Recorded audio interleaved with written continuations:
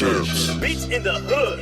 This is Buju Banton. Catch me live here on Drink CHAMPS with N.O.R.E and EFN, the best. Going on, make sure you check out the Stress Nuts. DJ Nelson, what up? Drink CHAMPS. Make some noise. Drink CHAMPS.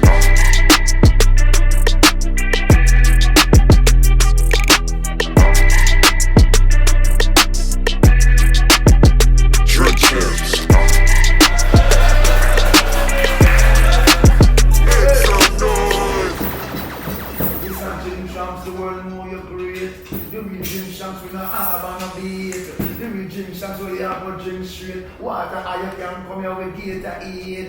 This is Drink CHAMPS. This is Buju Banton. Welcome to Drink CHAMPS.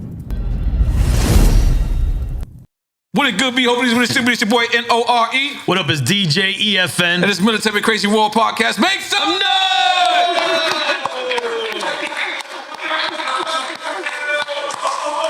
And when I tell you we started this show, we wanted to, pay love and pay homage to legends and icons, people that came before us and people that's holding it down. This man right here, I want to say this out front, and I want people to try to challenge me. This man might be the greatest performer on earth. Notice I didn't say greatest reggae performer or dancehall performer or Jamaican performer. I said one of the greatest performer on earth. No man wants to go on stage after him. We researched his music, and when I tell you, Rasta, the man, them right there, since we've been doing this for 8 years, we'll waste one day on someone's music and go research it.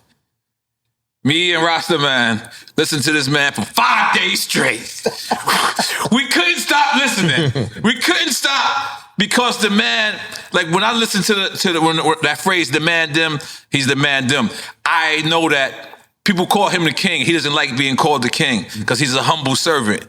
But I tell you like this, from the people, you are a king to us.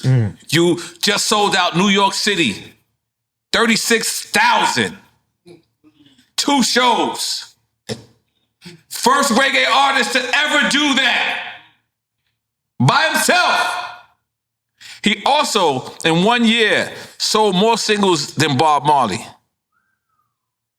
He is a legend, an icon of an icon. In case you don't know who we talking about the one and only Buju Banton!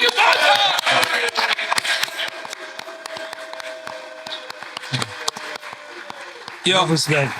I'm gonna be honest with you. Enough respect. I was so honored, you know what I mean, when they said that, Buju is coming here, because our show is about giving people flowers when they're alive, giving people their praises, and you are somebody that, you deserve this, man. Like, you deserve, like, what you're doing and continue to inspire. But let's talk about when you first came home from jail, right? It was a moment in the airport, right, where the people rushed you, right? And I can tell you're a man of the people, but you also was a man of privacy. I can tell. Yeah. No, that was a very, very, very painful, dramatic, but surreal moment, Right. Touching the soil of Jamaica after so many tribulation, and seeing the masses crowding at the airports. You don't want anyone to feel like you don't appreciate their effort in giving you a warm welcome home. Right. But you still wanted a modicum of place, process. Right. All that was happening. Right. A lot to unpack there. Yeah. And you came home diesel too. Well, I'm under workout. Yes. I work out 3 times a day. Wow. In those days. I'm on around a school, I'm on around the yard, and I'm on around the chapel. So I have a fit. A lot of jobs. Right. Yeah. Yeah. So it's a difference, right? Let me ask you, this is a question I've been wanting to ask somebody for years. I'm gonna call myself it, as a Yankee. Yeah. Right? What is the difference between dancehall and reggae? Dancehall is where the younger people express themselves. We get more sexualized. We get more slangy. Reggae music is where we speak to the soul. Reggae music is what our ancestors and our forefathers left with us to keep us close to the connection to God, because this music wasn't given to us by man. This music was a divine music sent to an island of 144 square miles with a population at that time of nearly 1.45 million people. But their struggles and their tenacity to withstand these struggles was so much so that the Father himself saw it fitting for them to be blessed with a music of their own, to express their ideas and ideology and their pain and their praises. And so reggae music was born by the great stalwarts. First we had Count Machuke, and then we have King Stitch, Big U, the U-Roy, the I-Roy, we have the Bob Marley, we have the Peter Tosh, we have the Burning Spears, and we have countless other groups, the Scatterlights, the Heptones, the Techniques. We had many great stalwarts who came along, who understood the assignment. You understand? And that's why reggae music is here now, because they understood the assignment. Now, we came along as a later generation of musicians who knew that our predecessors understood the assignment, and we needed to understand the assignment. So I see myself as the last of the Mohicans in the reggae music sphere, who come with that old school knowledge, who knows that this music must feed my people, educate them, uplift them, eradicate negativity from their minds, and allow them to whine at the same time. It's a great balance. So let me just tell you, I live by a bunch of white neighbors. Wow. Bunch of white people. And it's two things I like to do. I like to bump reggae music around them. They don't complain. For some reason, you can bump reggae music at the highest level. And it's okay. It's only two music you can do that with. It's reggae and salsa. That's it. It's like they won't. But it's I see the difference. Like, and I'm bouncing all over the place. Like, when you first entered the game, and then you became Rasta, and it seems like the music became more conscious. Was that like? I wouldn't say I became. Okay. I would say I show you who I was supposed to be. It was always You can't become. Okay. You can't become something you aren't, because you're gonna go back to what you was. However, who we are supposed to be is what we are supposed to be, and we can't change that. However, we enter the door is just a precursor. To get our foot into the door. Because I see myself as a servant, One day, my mom said to me, I think you need to go live with your father. And after living with my father for 6 months, my stepmom, out of the blue, decided, my school time was 12 o'clock. And about, I think it was 10:30, 11 o'clock, she decided she wants to send me to the shop. I didn't know why. But anyway, I took the bag and I took the money and I went through the door and I was walking to the shop. And there was a mango tree on the car park. And from afar, I spot this mango. It was so red. I kept looking at it. And the spirit came to me and said, climb this tree. Sit in it. Eat this mango. Don't come out until you're finished. I put the bag in my pocket and I climbed the tree. And I ate the mango. When I dropped the seed on the ground, a car pulled up onto the mango tree. And the door opened and a voice said, Juvenile, you know Clementine? And I looked down. I said, Bumba Clad, yeah, I know Clementine. Shh, I slide out of the tree. It wasn't 3 days later till I realized how much bruise I am on my legs. This was Shabarangs calling me out of a tree. To go and call Clementine. So I run to Clementine and I said, Shabarangs sold it to you. Those days they called me Buck, because I was a, troublemaker, so to speak. He said, Buck, bring him round from the back car park. So I run, go back to the top car park and say, Shabarangs. I'm saying, you must drive, go around there, so where you see a big water tank, you turn right. I'm going to meet you around there. So I sat there and watched these two entertainers, megastar Shabarangs, Clementine. talking, you know. And they're getting ready to go to this fete. And he said to me, Clement Harris said to me, Buck, later. And Shabarang said, no, bring the soldier. So I sat in a car now with the driver, Shabarang's up front, Clement Harris there, and I was over here. But before I went into the car, he pulled a bottle of honey and he walked over to me and he said, hold this. And I was holding the cork. And he poured the honey into the cork. And he put his finger into it and put it around his joint and started smoking. I said to him, why you do that? He said, to keep the vibe smooth. Yo, holy shit. Yo, but I knew right there and then it was a spiritual thing. Because my love for dancehall and for Shabarang supersede so much things. Because back in the days, we had a sound system called Roadstar. And Roadstar used to play in our community, and when they play Shabarangs, it's crazy. Right. Because, you know, when I was growing up, there were a few entertainers who were worthy of my time. One was Major Worries. To me, Major Worries was a teacher of all of us. He was so advanced in his disposition and his lyrical delivery. And so, ironically, Little Twitch was a protege of Major Worries. Admiral Bailey was a protege of Major Worries. Shabba Ranks was a protege of Major Worries. And I became a protege of Major Worries through listening to Major Worries as a real rude boy. Because in Jamaica, in order to do this music, you have to be firm.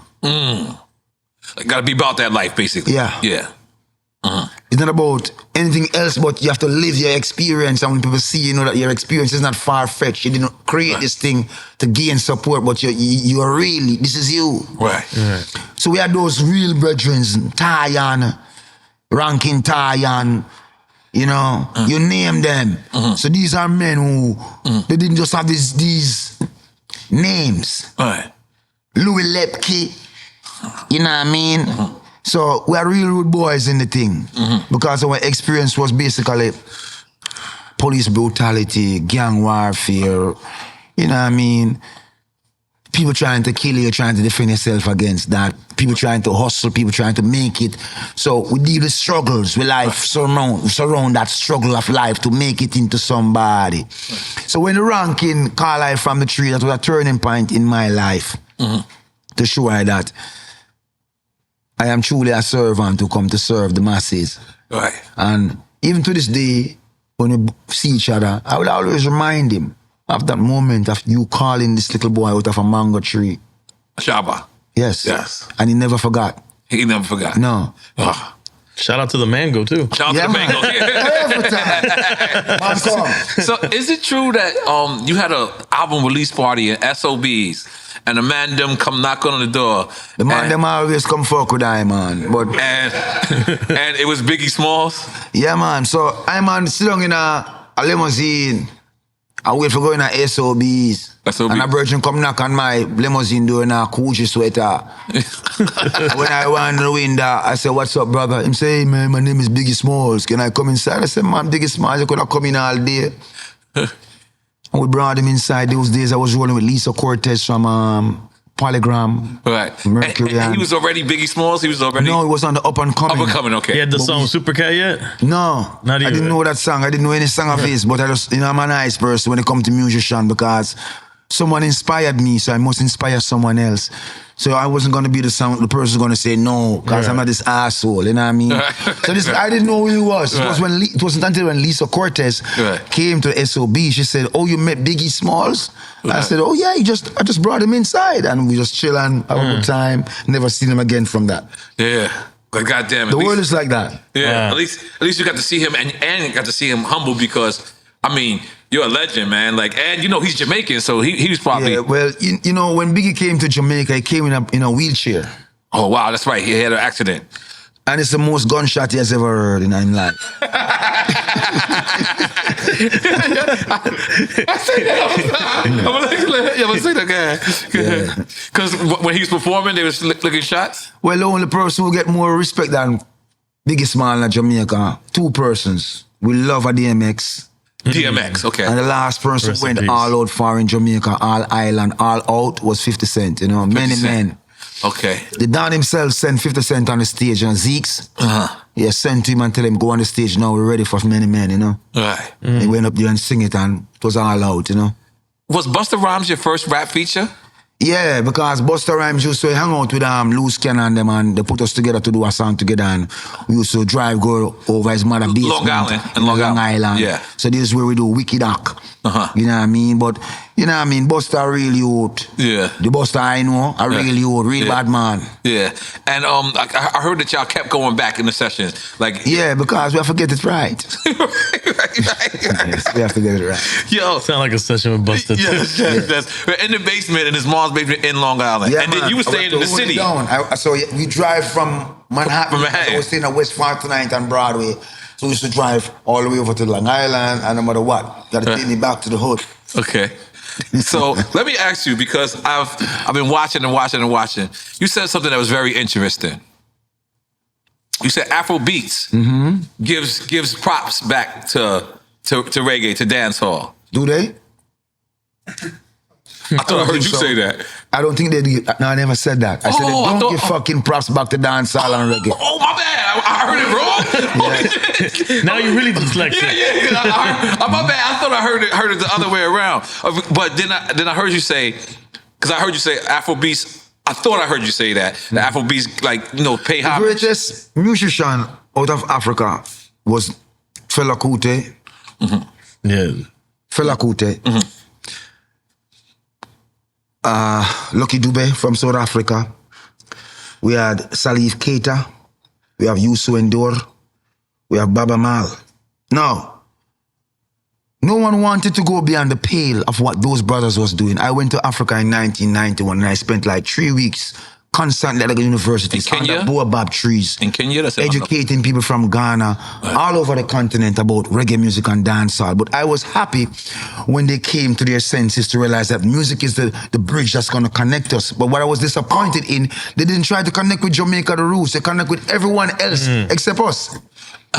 And you talking about Afrobeats? Yes. Okay, continue. Sorry. So they connected with everyone else except us. But when we look at what they're doing, their music is not free in Africa. It's fuckery.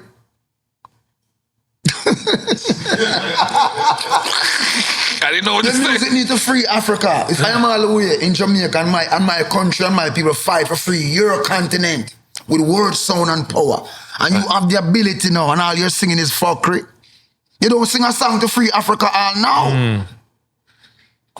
We'll need them bringing this to the forefront of your mind, but we desire more from them. You want the money? Go get it. But what's going to be said about you later on and your posterity? You didn't make any impact. So reggae music still stands predominant. It is still the king's music. Yes.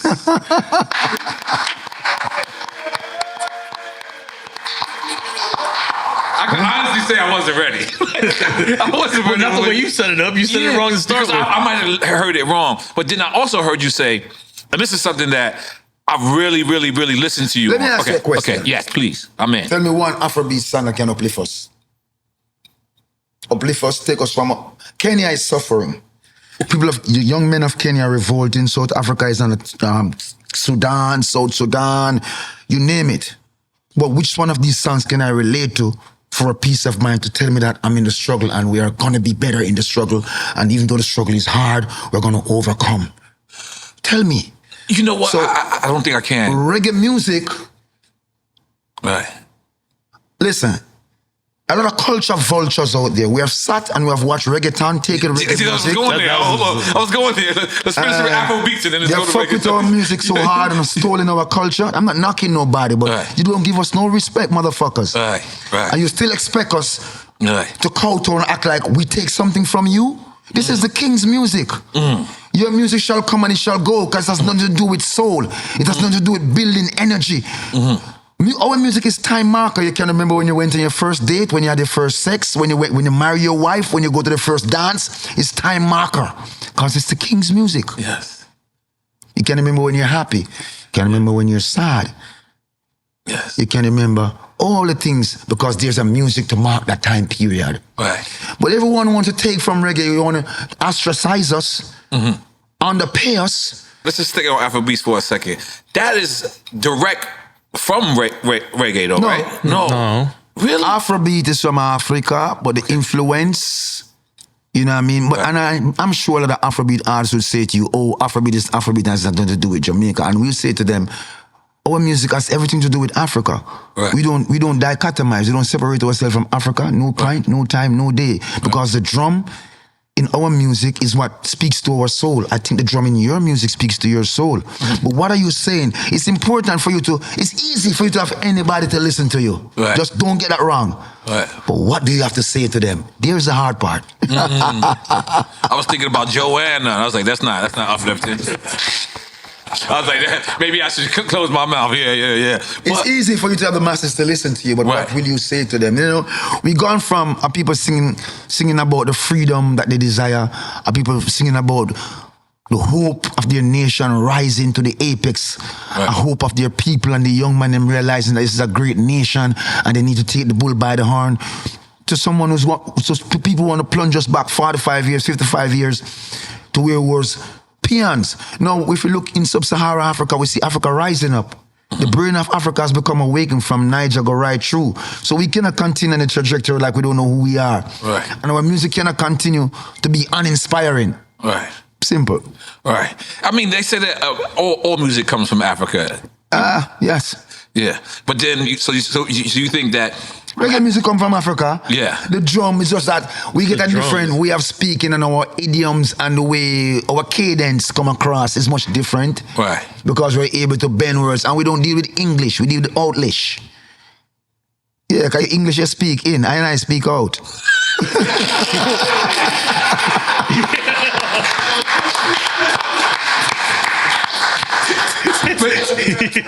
But that's the beauty about listening to your music is I'm sorry. It's not just you know you could dance to, like you actually schooling people. Like what's the name of the record that reminds me of the Nas record? When you talk about guns, damn, hold on, I got it written down. Yeah. So you ever heard the record that Nas had called "I Gave You Power"? Yeah. Where he's talking about a gun. Was that record inspired by that? Mr. Nine, I grew up in a culture where those with a gun think they have the power. Gunman. No, it can be police, it can be soldiers. Those generally with the gun think they're so powerful. Right. And they don't realize that what they have done is show the younger generation or typecast a kind of mindset that if you don't have a gun, you're not powerful. They have subconsciously broadcast this, that if you don't have a gun, you're not powerful. Right. But that song was aimed at telling you that whether you have a 9 to an M16, it doesn't matter what you have, it doesn't matter. You're not living right, because a gun cannot hurt anybody. It's the individual and the mindset that perpetrate the act and commit the end result, right? You put a fucking drink right here, it's harmless, but the person consume it, then it becomes a dotard. Same thing with a gun. I'm sorry, guys. No, that's deep, yo. You think guns don't kill people? People do. Absolutely. You know what I'm Buju Banton? That's actually one of my songs too. So the premise exists, yeah? Guns don't kill people, people kill people. Mr. Nine said to Mr. 45, so it's like the guns are talking to themselves. People not living right. You know? So it was an attempt to... that's why I asked you, because it reminds me of the Nas song where Nas is actually talking to a gun, and he makes it so that it's no correlation. I've never heard that song before. Okay. That's what's up. That's what's up. This is crazy. This is great. Yo, so we spoke about some of it earlier where we said when you came home, the airport incidents where people were, were rushing you and you kind of like needed your time. But then this concert comes right after this. I read the reviews. They said that this might have been one of the greatest concerts on earth. I think Jamaica. I'm satisfied with Jamaica. I've seen larger concerts, but it's a monumental occasion for Iman. Right. Still being humble and still, giving appreciation for the love of, because I grew up in a simple home where the love of God was always there, My enemies try to destroy me because you don't know who I am, but trust me, they know. And they dwell on a thing called credibility. And if you destroy the credibility, it's easier for you to destroy the man. Any man. Right. Right. Once you destroy any man's credibility, it's always easier for you to go at them. But my father, he stood in the breach and showed them that this is my servant. All right. And he's here to serve me, not you. So yes, they thought they put me away. But what they did was raise me up. Because you have to realize what man plan to hurt you with, your father plan to help you with. Okay? We're living in a world, we know that this world, especially the United States of America, is his domain. Right. We do not come to contest him. But we come to walk like Job. And we do not get our robe style. And walk like a champion. Even more champion than Job. Okay, cool. Because music has been used against the people now as a weapon. I was here in the early 1990s when I was a young man. You had no dreads. And I saw the trajectory and I saw what they were trying to do, and they have accomplished it. They've accomplished killing the KRS-One. They've accomplished killing everything positive that comes through the music. Wow. And it went down a spiral of where it would become debauchery and everything nefarious. And every so often the people would gain their consciousness and they hit them with someone or something else. Right. And they would drive the message home so hard that they have no escape. We are fortunate enough to be on an island where we can extricate ourselves from these circumstances, yet cultivate an identity of our own and a spiritual awareness of our own and a firmness to take us through this struggle. We do not aim to convert people because we're not a cult. Yes? We aim to open the eyes of the ones who are here in the earth so they can partake of the goodness of God. Not of the goodness of the devil, because it only lasts for a minute. But the goodness of God is everlasting. Now, you might say,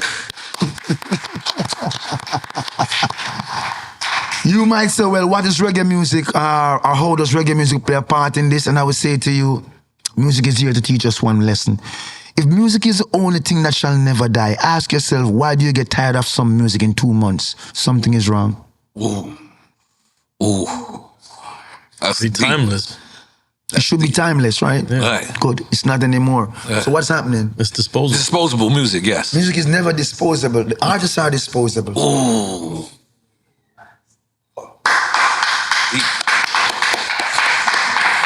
Holy shit. See, our profession was divinely given to us. It is written in the basic instruction before leaving earth that you all call the Bible, that a singer and a player of instruments shall go before the Lord's coming. So what shall we go and do? We shall proclaim his coming forward. We shall bring the people together. You know what I'm saying? But if we're not doing that, then we shall be thrown into the fire heap. Yeah? So all my Muslim brothers, they know this. All my Orthodox brothers, they know this. My Christian brothers who are standing up, they know this. This battle is not against flesh and blood. It's not against none of you guys. It's a spiritual wickedness and principalities and darkness in high and low places. You know what I mean? So you can continue or you can head towards the light. Your choice. You all do. Louise, Robert Cheese. Hold up. Let's talk about. Wait, did your mother give you the nickname Buju? I true dreaded. Yes, I. Yeah. How did this happen? How did this? I wasn't there. I was a baby. Oh, they just start calling you Buju. I wasn't aware. Okay. I was a baby. Yeah, okay, You know, I okay. was there, but I wasn't aware. Okay. You know, but I grew up here and I'm calling high man Buju, you know. Now, Buju is a maroon word. A maroon. Maroon. No, maroon are some of the indigenous warriors on my island. We fought the British relentlessly. Those are the Moors? Maroons are from, they're called Blackamoors, but my generation originated from Nigeria. I'm an Igbo man, according to my bloodline. All right. And we fought the British relentlessly. We fought King Charles for 40 years, and according to the British treaty, anybody sustain a war over 80 years automatically win them sovereignty. So we fought him for 40 years and called a ceasefire, and when he bought into it, we fought him for 40 years after that. Right. So we tricked them into fighting for 80 years without cessation, and we won our sovereignty from the British. Wow. Yeah, and we ruled from the cockpit country down to the Clarendon. But now our indigenous life and our indigenous way of life and our lands are being threatened by the current government administration of Jamaica, who seek to bring Chinese and other nationalities into the cockpit region, which is an indigenous sacred region, to usurp us, the Maroons, as the warriors. So It's crazy that's happening right now. yes, well, it's indigenous people all across the world around that threat, you know. Where I'm from Peru, because the multinational seeks. People who don't have phones, they don't have, They have, but the multinational seek the national, the resources of the land. Like in the cockpit country of Jamaica, we're rich in bauxite. Right. Now, there's certain companies like N.O.R.E and certain Russian companies who have been taking this bauxite for over 70 years, and they will destroy your school. Just to take the backside under the school. But there's no payment given to the community, nor the chief, nor the council of the indigenous community. It's done through the government structure where these people are just totally alienated. Deals. And their land is being pilfered. Like, you know, it's crazy. So it's a new generation of young men rising up. What's the two political parties in Jamaica? I don't give a fuck about political parties.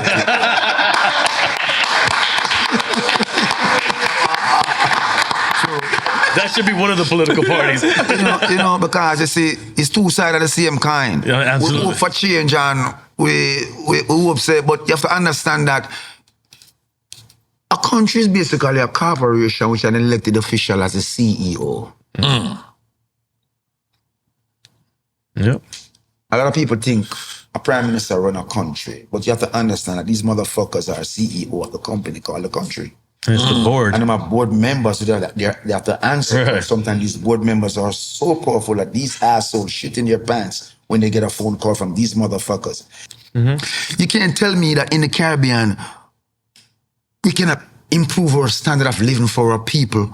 And as a disaster, I'm gonna run going out begging left, right, and center. And these are the same motherfuckers who have came into politics with $3,000 in their bank account US and leaving politics with 600,000 million. Yeah. So where this millions come from?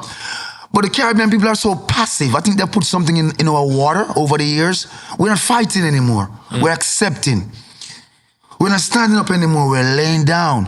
And these motherfuckers we call our politicians, the real criminals and the real crooks, they're having a blast. Because there's no check and balance. Check and balance don't come from your cronies. Check and balance come from people who feel the pain. Right. And that's why you see what, like even in Kenya, they were taken aback. They didn't know that the young men and the young women of Kenya had their ducks so much in a row that they could tell each politician what they owned and where they live and where the investments were. That shook them. So we realize that, you know, in the region, we have to do better as the leaders. We need to stop elect people based on their skin color and them being charming. It should be on your mandate. And we have to hold your feet to the fire to accomplish what you promised. Simple. And coming from the islands that historically were the ones fighting. Listen, the islands fought, listen, the first island that fought to free us was Haiti. And where's Haiti today? Exactly. Even most Caribbean countries will look at Haiti in disgust because they don't see themselves as standing with them brother, the first nation to fight to free us. And you ask yourself, why is Haiti suffering so much? And why are my Haitian brothers under so much pressure? You know why? Because they stand up against the giant who they should have bowed to and they refuse. Right. And everyone wants them to bow. Haiti, do not bow. Keep standing up. We stand with you. Yep.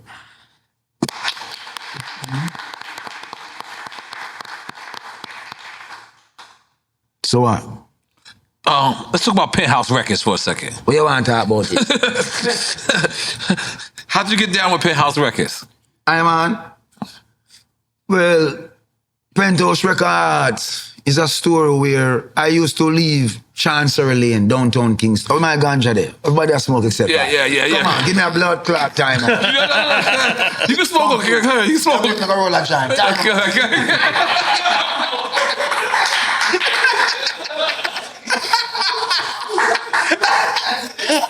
That's the first time out we got on Drink Champs.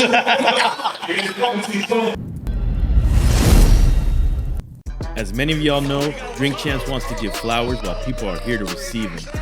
Giving flowers and celebrating our legends while they can still smell them. We have partnered with What the Flower to create this movement where everyone can give flowers to the legends in their lives. You can now order a custom flower box for the someone you want to show appreciation to. by visiting www.wtflowers.com and place your orders now. That's hard as fuck. What were we talking about? What's Penthouse. Penthouse Records, yes. Roll again. Yes. So, you want to hear about Penthouse? Yes.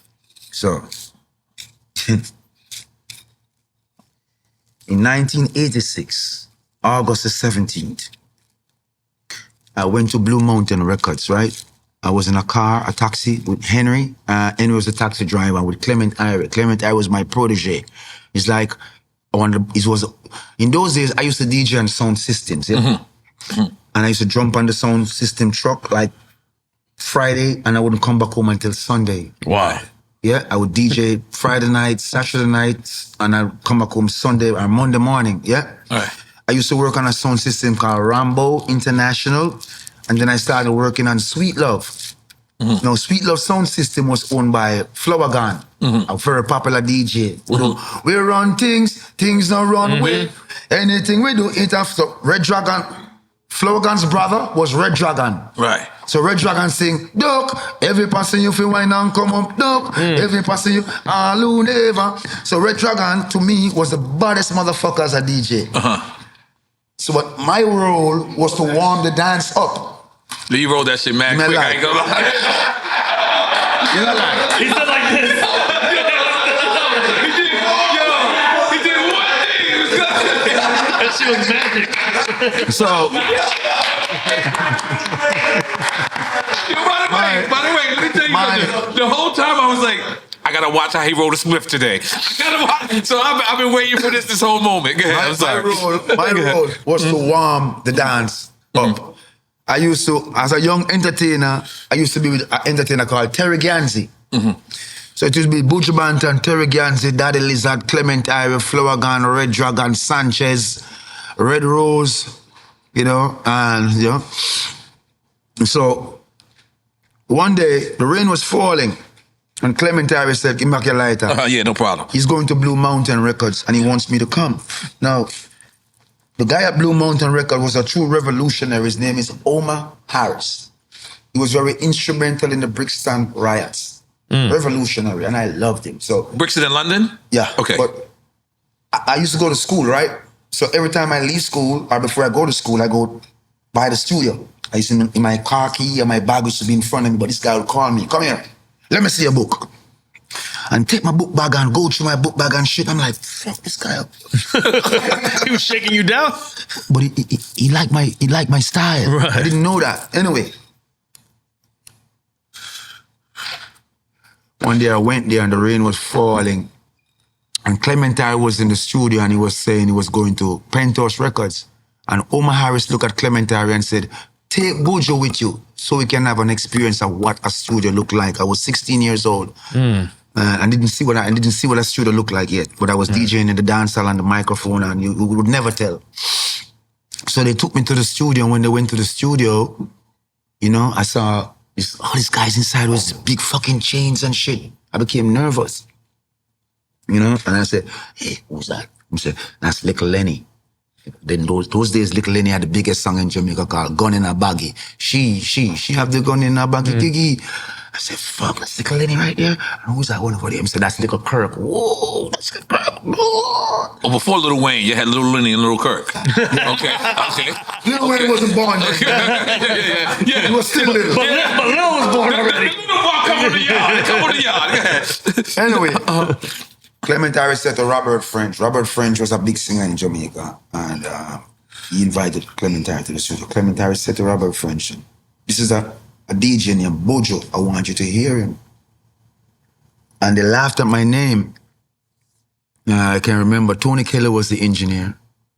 And they said to me, oh, this guy finished recording. And they said, Clement said, you want to hear what he sounds like? And Robert French said, yes. So Tony Kelly said to me, go around there, you put the headphones on, and when you see that red light come on, that's your cue. And I went around there, I put the headphones on, and they turned on this red light, and that was my cue. And I closed my eyes, immersed myself, deliver one of the best lyrics I know I had stored in my cranium. When I opened my eyes, the whole studio was in fucking, it was like, I'm like, they like it. It was a cappella or was it over a beat? Over a fucking beat. That was my first song I ever did. One take. I sang for 3 minutes, 45 seconds straight. No stop. But in those days also, we had dub plates. Right. And dub plates were live.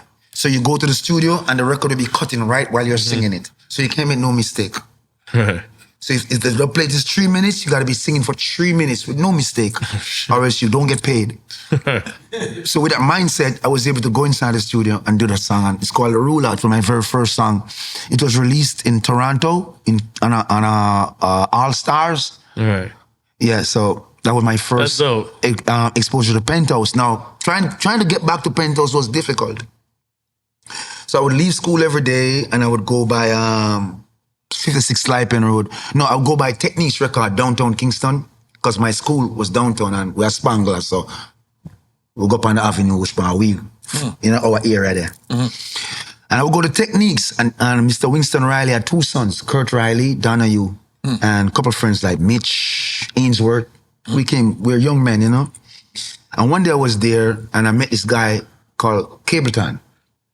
Wow. I was leaning up on the Salvation Army wall and I see this guy coming away into the record shop and he came out and he stand up beside me and I look upon him and I pre him up and down. I said, where you come from? You know what I mean? I tell him where him come from and we just start rolling thing. Anyway, I said to him, say, yes, Bart showed up with me and Penthouse, I go check it out. In those days, we don't pay bus fare, you know, we just jump on the bus and beat the bus up. Yeah. You can't charge me, I worked. So went to Penthouse and this guy would not let us in. This guy, the gate man. Anyway, you know, we keep going back and it was a tussle. But then I recorded a song done by for Mr. Winston Riley, who owned Techniques Records through the downtown called Stamina Daddy. And this song take off in Portmore, which is a different province. And there was this engineer who worked at Penthouse by the name of Stumpy, who knew about this song and what it was doing in that part of the island. Right. And he heard how I was at the gate. And he told him to let me in. But Donovan Germain wasn't there. And they weren't really having it because the gate man who was there, I used to spar with some junglists and one named Junior Vibe. I licked down the gate man because he wouldn't let her in. So I licked him down with a big stone. Oh God, I wasn't ready. So when the boss here say I lick down him gate man, they don't have nothing to do with that. Anyway, Stumpy play my cars and I go inside there and I sing a song for them man for dead. Make them know we not see in the lead. Gunshot for bust up in an informer head. And I sing the next song for them named Jackie and Jason, who gone on Price, big up on yourself. Yeah? So, they gave her a year. And then Dave Kelly liked my writing style. And he started picking me up in the ghetto.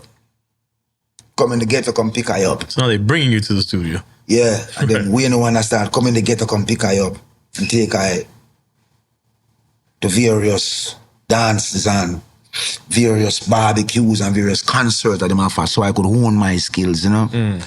So that was my first introduction to Penthouse. I still never meet Donovan Germain until about 6, 7 to 8 months later when he come and he hear my music. And the first thing he said was, this cannot be put out on his label because it was too rough. So we asked him for a label and he gave us a label called Rude Boy Kelly, and that was it. And that was under Penthouse? Subsidiary. Yeah. Oh, wow. Yeah. You ever did business with, what is it, VP Records? VP. No, VP Records is a stalwart in the Jamaican community because they are able not only to understand the music, but to market it to a demographics that need it and make it reach the masses. Now, they've been here for quite some time and they've been doing tremendous work. We had VP, we had Superpower, we have Shelly. Right. VP was Chinese people though, right? Yeah, we had VP, we had Superpower, and we had Shelly. Okay. Those are stalwart distributors. Okay. From the, who made the music a prominent staple in the United States of America with Clinton Lindsay and various other David Levy's and various other individuals who were able to use their platform to move this marginalized music forward. Right. Yes. Is that the ultimate goal when you are a reggae artist coming from Jamaica? Is to not only have it a hit record in Jamaica, but to what is the ultimate goal? Is it to get to England? Or the ultimate market? Yeah. Ultimate goals differ. Okay. Everyone ultimate goal different. Okay. If you want to know what is my ultimate goal, I can't tell you what's the next guy ultimate goal. Yeah, yeah. You know, I can tell you, say, my ultimate goal is to have this music, yeah, loved even by my ancestors who have passed and gone, to be in the grave and turn and smile and say, yes, there is someone out there carrying on the message. No matter, you can sing a bunch of folkry, but sing something positive for the people. Right. At least once. Right. Make the angels smile, because this is godly music, you know. Right. Got that. You know, I go through some tribulation, and it's just reggae music. Could I identify with it? I ever play some hardcore music where I go relate to my situation at the present moment and uplift me and give me clarity. Right. Something that speaks to my soul. Now, everyone different. Someone will find it in soundscape with no voice, but just music and raindrops and Right. you know what I mean? But I take solace in reggae. Okay. And a lot of people do. You know, it has not been at the same forefront, because you must admit the fact that we are trying to, you know what I mean, assimilate with what is hip-hop. And the new generation is somehow leaning towards that. You know what I mean? And we can't knock them, because it's what they're exposed to. The current generation? Yeah, it's what they're exposed to, and you have to understand, so each generation see things different. Right. We have to just hope that in time, at least one or two of them will come around to the reality that you're assimilating, you're not originating and creating and keeping your original consistency abundant. Because if someone wants to invest in our culture and you're going to spend your money with a rap artist and you say you want something different, why would I send to Jamaica to get someone to rap on my track? I want someone to spit on my track from Jamaica, not rap on my shit. I can send to Memphis, anywhere, Los Angeles, have someone to rap on my shit. But I send my shit to Jamaica with someone for a difference. Right. Because I want that hardcore feeling, you know what I mean? Right. I love this guy, man. So, hold on. In those, so I don't know if you remember being a part of this compilation. I lied. How about that? So you're on this compilation. I got this when I was in high school. Let me see it. Here. How about this? And it was introducing dancehall artists over hip-hop beats. Mattress. Yeah, why everything we're going to foreign at the yard, they get the DM. And so? That's the only one you got on there. I have one named Boom, what is? Boom, Buju Banton, that. Them a fight. I mean, what I want, man, Red Fox, N.O.R.E ranks. The tape is crazy. Captain Remo, blouse and skirt, Remo there. These were the days when, you know, I used to perform in Biltmore Ballroom. I used to come to America when I have a concert like 2, 3, 4 weeks before and perform with a band called A-Team with Nasty, the greatest drummer from New York City. Oh my God. And you were obviously hearing early hip hop at that time. Yeah. What was your first impression of hip hop and what you thought, how you would collaborate with it if you When would? I was 14 years old, I get my friend upstairs his mom bought him a boombox. And we got exposed to hip hop. We were listening to Slick Rick, Doggy Fresh, the show. 6 minutes, Doggy Fresh, you're on. Pam, pam, Michelle, my love. So we grew up on Slick, we grew up on Doggy, with Run DMC. Run DMC, of course. You know what I mean? So hip hop has always been influential, but then when I start delving into the history of hip hop and realize that Kool Herc, who was a DJ, was a Jamaican, used to make the fusion more palatable, I said, okay, the dynamics make sense. Right.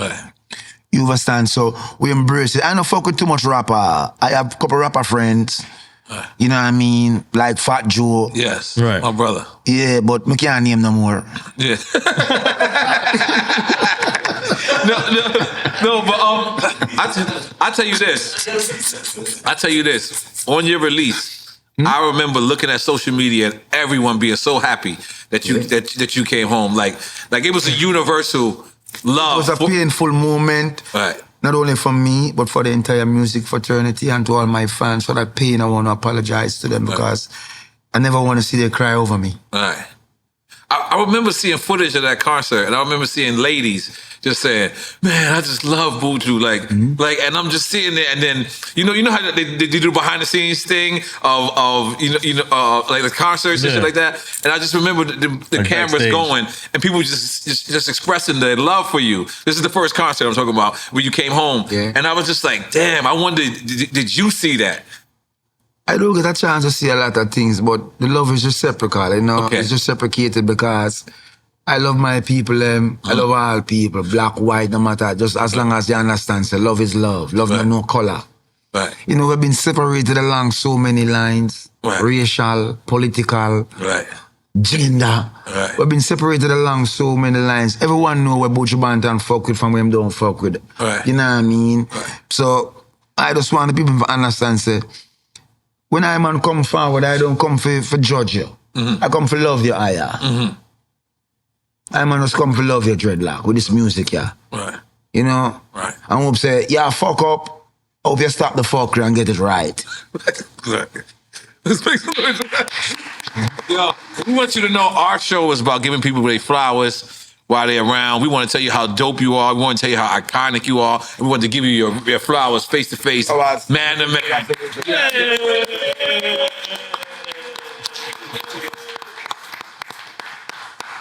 Well, listen up. Next time you get some flowers, I can plant. So you ready? You know that for flowers them have to grow, you know. Yes, yes. But I thank you guys very much. Yes, The nah, talk- love, the man, talk is love. great. Love. Yes, sir. So Yes. we're gonna play a game real quick. It's Quick called Time Quick with Time with Slime. Slime. Now, if you want any your friends to stand in as a It's a drinker, drinking game. It's a drinking game. Hey man, give me a buckle of water there. The bomb buckle of water. Bottle of I'll join you with the water.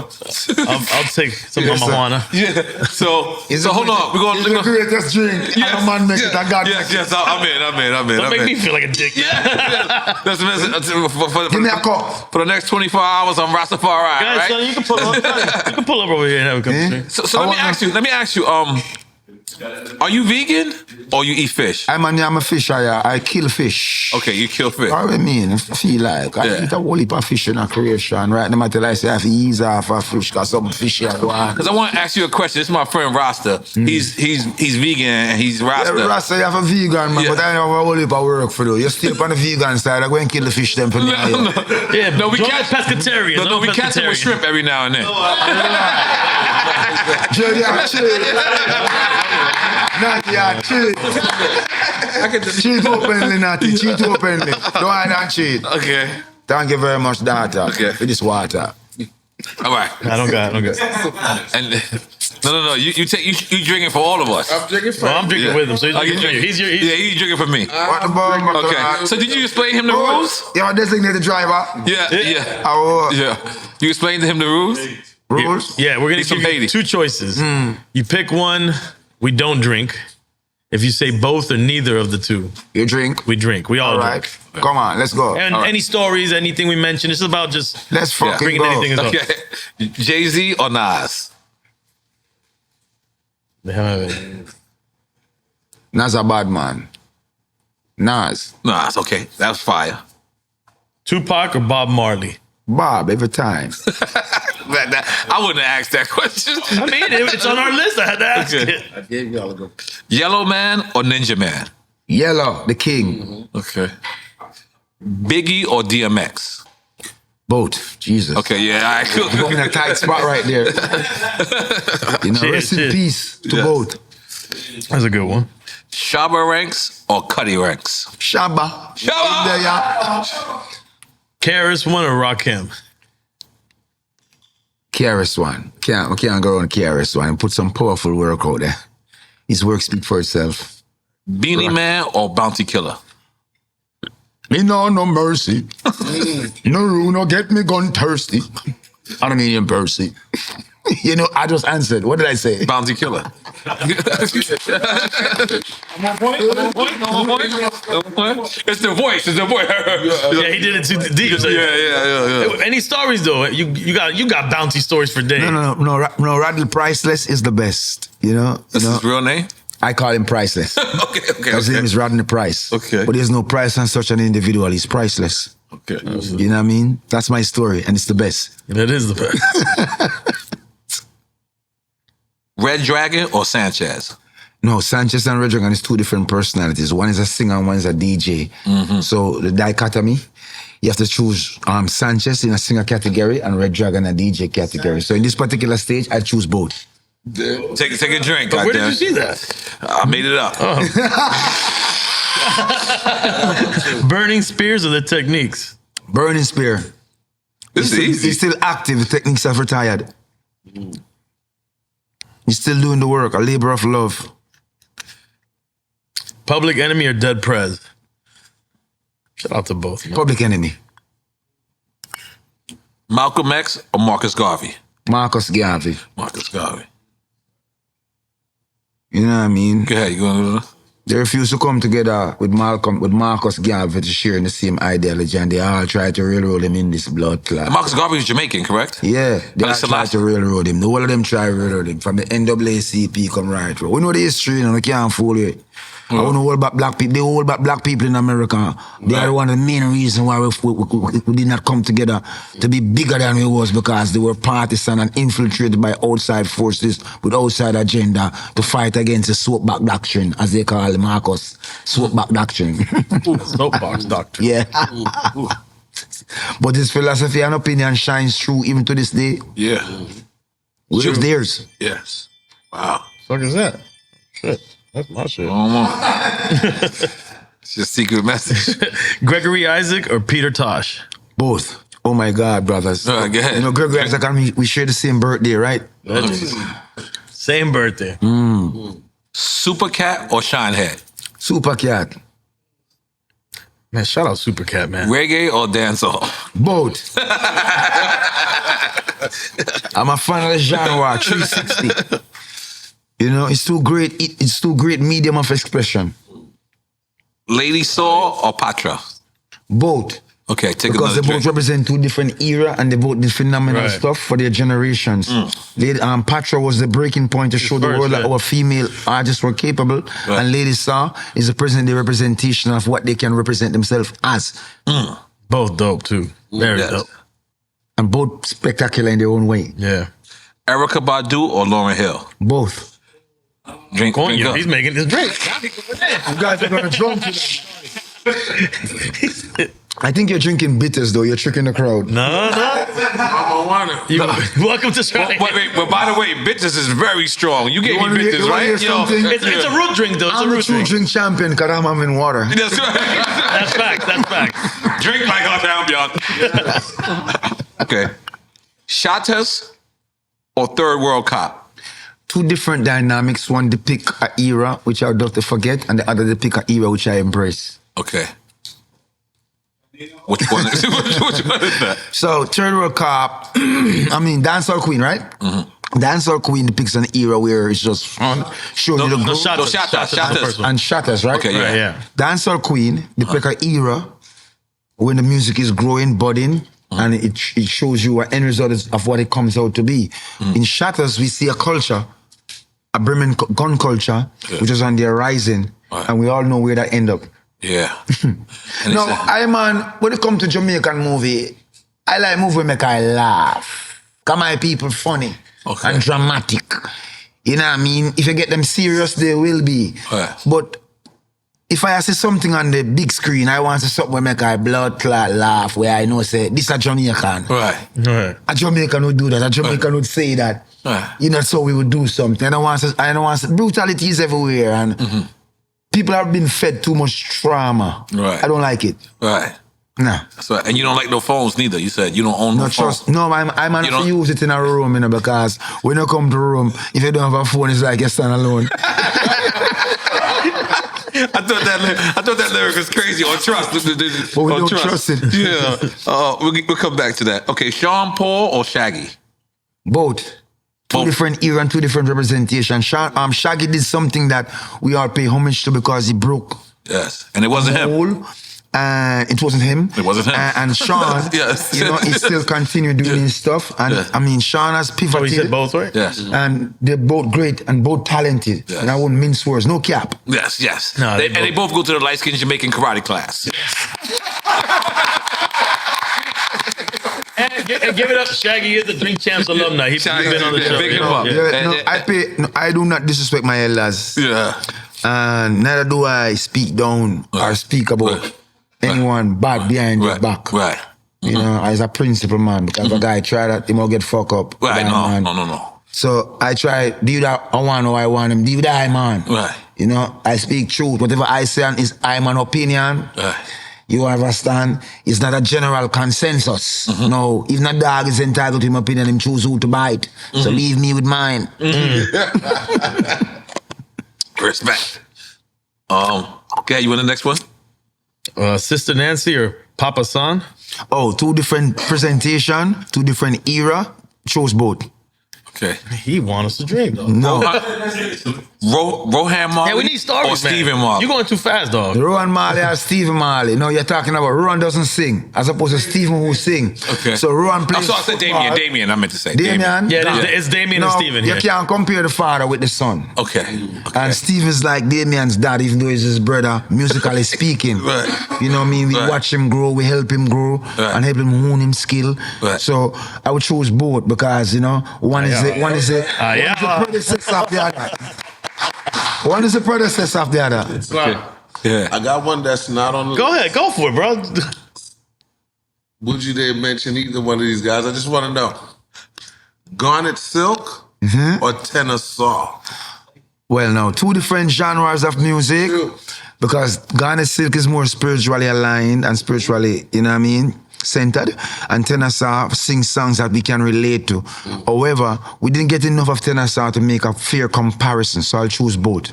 Okay. Of course he's choosing. I love how he answered everything genius. It's like a genius, yo. And you think he's going to say one of them. Yeah. Like, word. No, well, in all fairness and honesty, if we had gotten more of Tenor Saw, his life was cut short in Texas, yes?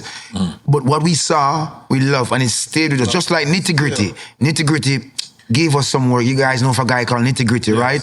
Let them come, cause we ready for them. Chiboom day.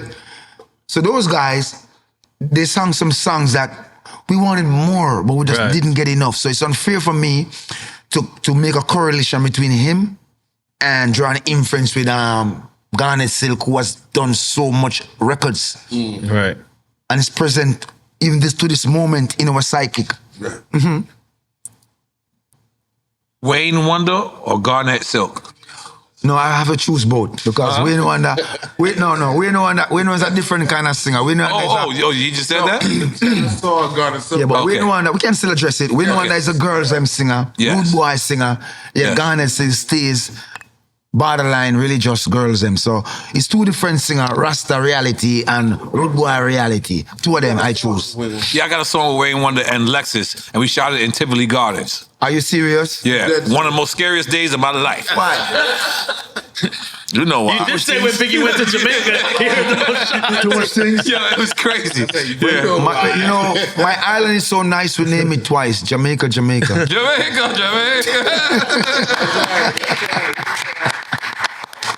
Wait, New York, boy, that's just mad. Okay. From Barris Hammond or Junior Reid? No comparison. Two different genre of music, and I chose both because both have done exemplary work. Junior Reid, we grew up on from the Black Uhuru era, after Michael Rose, Ducky Simpson, and what's her name? You know? So we remember that, and we remember the impact of the One Blood to unify us all, black people all across America and Jamaica and the diaspora. And, you know, it's two different comparisons. I also remember Mr. Bersam and OD, the boss, as we call him and refer to him, as someone who's not only been a mentor to me, but a mentor to anyone who desires to enter the field of music. Right. And he's still consistent, still making music, and still able to be a guide rail to us because he's still alive. And his respect to me, I can't put him in no category. So this is one of the categories. We are going to just say that Junior Reid is a great artist, tremendous, super, whatever. But please put Mr. Arman in a different category. Gotcha. Okay, thank you. I like that. Gotcha, yeah. So let me ask you, Cheers. What do you like more? Performing the record or making the record? Making the record. Making the record? Yes. I would have thought you just said performing. I would have lost Because that. making the record is where I enjoy it before you do. So you okay. I'm trying to think. Okay. So that's where I really have my fun. So then I can have an idea of what you're gonna enjoy. You know what I mean? So like before I really record a song and someone say, what's your favorite song? I can't tell you because I haven't recorded it yet. So until it's gone, it's no longer my favorite. But I have to live with my music for a little bit and love my music. So when you get it, sometimes I watch you see the lines that people react to because those were the lines that really get me cracking up. So really and truly recording to me. And then recording is also where I spend a lot of time because I believe in perfection. And I like to make my mistakes there because I can fix it right there. Yeah, that's real. Okay, you want the next one? Nicodemus or Tenor Saw? Both. Two different. But Tenor Saw is a singer and Nicodemus is like the godfather. He was the first one to taught us how to settle in the middle of the rhythm. A lot of people don't understand that, but those who do.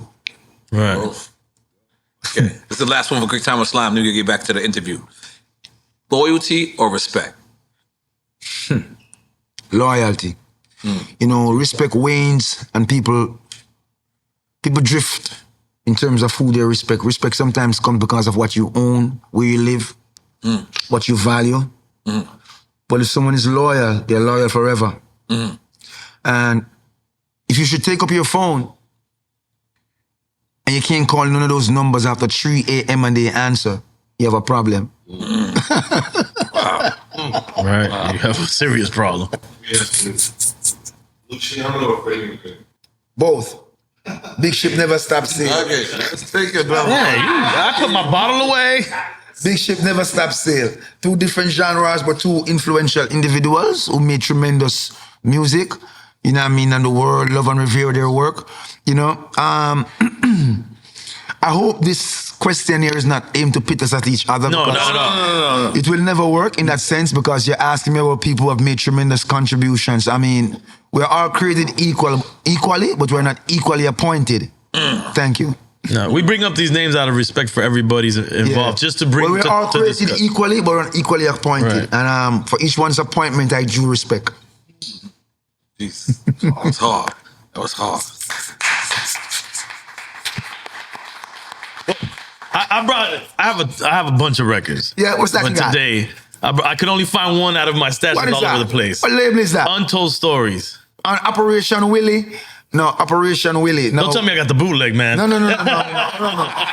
So if you look at this label, you will see like someone wearing a condom, right? You look at it properly? Oh, shit. Yeah. You had it for all these years. You ain't know you could hold a condom. Yeah. So Operation Willie, I was sitting on a plane going to Trinidad and I was inspired to write a song called Ragamuffin, Don't Be Silly, Put a Rubber on Your Willie.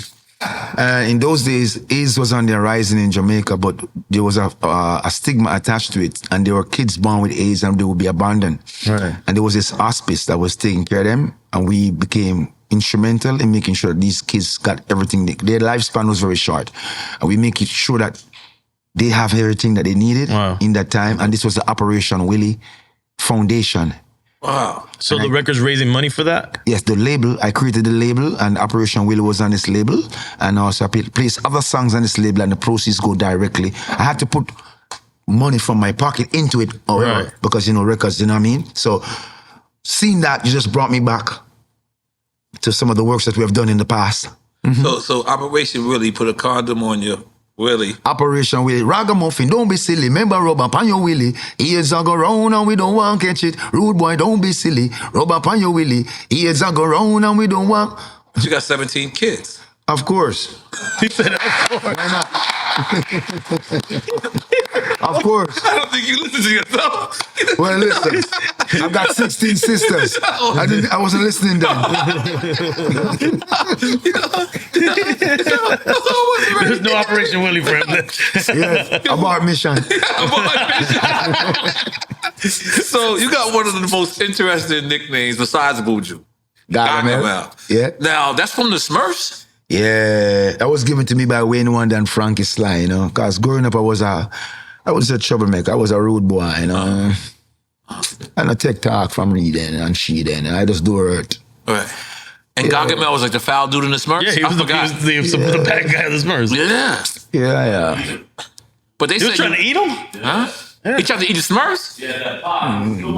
Yeah, man, cook all the Smurfs, look at blue people, So when they named you that, did you like it? You know, all nickname in a Jamaica thing. If you don't want a name to be stick on you in Jamaica, like it. You gotta like it. Because if you resent it, then it's yours. That's a mistake I made. I resented It's kind of it. a cool name, though. But over time, they keep calling me Gargamel. It sounds kind of dope. It does sound dope. And especially for people who didn't see the Smurfs, who doesn't know that that's an evil character. That just sounds like a very unique name, Gargamel. Like, you ain't gonna hear nobody else say that. Yeah, well, listen, split break. Okay, yeah, no problem.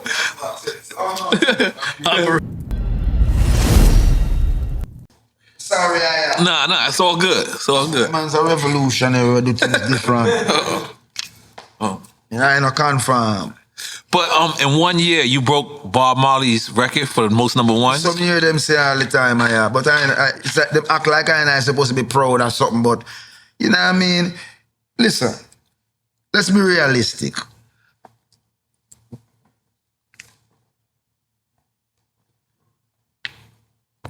I am coming from an era where a record was a record. Mm-hmm. And this said record was sold Care for my record. for a minimal a $7, $6, $5, $4, $3, $2. That's how it grow and come forward. Right. Then I man come to a time where I have no more bumbleclad record. I man find myself with a CD.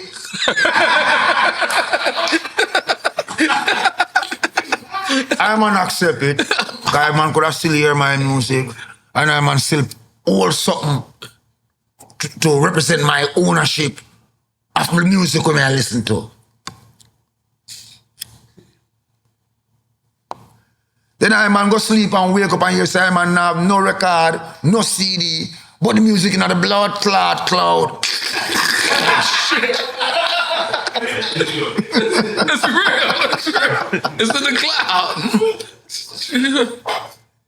I gone from a stage of owning my music. I can play every time I blood clot want to a state where if I have my phone on blood clot subscribe, I can't hear my music. When did this happen to me? And we all sit and laugh and think it's a blood clot joke. We want back with music. Real talk. A guy take my music and put it in the cloud. And I can't get my music physically, play my music when I want to hear my music. Yet you're not paying nothing for my music. Pennies. Right.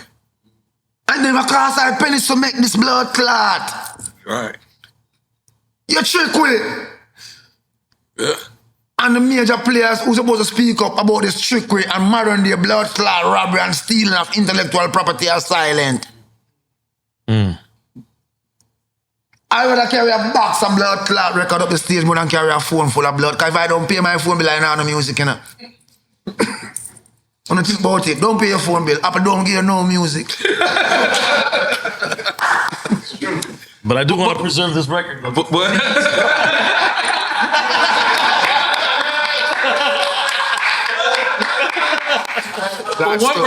person who stepped up, and I love what you just said. But one person who stepped up and started talking about the rivalry of the streaming was a person you got a record with, Snoop Dogg. Yeah, Snoop. Snoop Dogg stepped up and said, "This is highway robbery. How the hell can you download, you know, 1 billion streams and then give me $10,000? Meanwhile, the record labels." So you think more people should step up like that? Absolutely. Yeah. Something has happened to us. We've moved from the parochial distribution where we had a physical product in our hands. Yeah. I understand you think it's too bulky and the world is moving in. But there are people like us. I want my music. I want my record. I want to put my record on. I want to hear the nigga go. Right. Right. It means something to me. Right. Yeah. The other day, I was in my recording studio and this young lady was doing her final papers at the University of the West Indies. And she wanted to do something on me. And I said, okay, I welcome her. And she came in the studio and we was talking along the line of music. And she has never seen a phonographic record before. Crazy.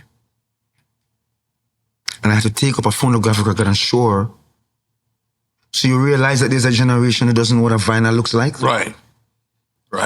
Or some aspect of that generation that doesn't know what a vinyl and how it is played and how you receive sound through a piece of plastic. So are we moving so far ahead that we're taking the things that make us real humans away from us? All right. And what DJ Quick said, that the analog recording, which I think transfers on to vinyl and tape, there's an energy transfer there that's there. You can't get that from the digital world. Right. Never. No, I like what you said earlier. It's like people wanted that physical thing. They wanted to look at the producers. They wanted to be proud of the product. Like how you remember said. those days? Yeah. When like, you get a record and you rub it on your pants, you take the plastic off. Plastic off, yeah. You just rub the front and the plastic just open like this and you take out your record. Dude, Fresh new you want record. to put your shit back in the sleeve so good and put it back down in the jacket so good. Yeah. And you read the credits. Oh, and when the music is playing, you can take out your sleeve and read along. yes. And you know I who miss the those producer days. is. Of course. But then, You know who the A&R was. You know who the label was. Now you just download something. Even from a financial standpoint, I don't think the young cats today will be able to get their life in order based on what they're being paid from the current mode of income. It's not going to happen. It's not going to happen. So we're being robbed and our industry's been raped. Somebody's getting that cash. Yeah. But nobody don't want to talk about it. You come from the island. Right. You see that industry grow, mature. Yet the artists who made the industries are sidelined. Right. It can't be like that. Right. We need fair play. Right. Let me change the subject for a second. Back in the days, there was a group called Born Jamaican, right? Yeah. And it set off this whole thing. Jamaicans that's Jamaican, but they're from America. And like for us, I'm half Puerto Rican, and Puerto Ricans from the island don't really fuck with Puerto Ricans from New York. Is it like that with Jamaicans and born Jamaicans? I'm asking because I don't. No. Yeah. No. You know, we Jamaicans, we're proud of our heritage and we're proud of all our flag bearers. You know, once you ever drop a Jamaican blood in you, no matter where you're a Jamaican. Right. No matter where in the world you go, you're a Jamaican. Right.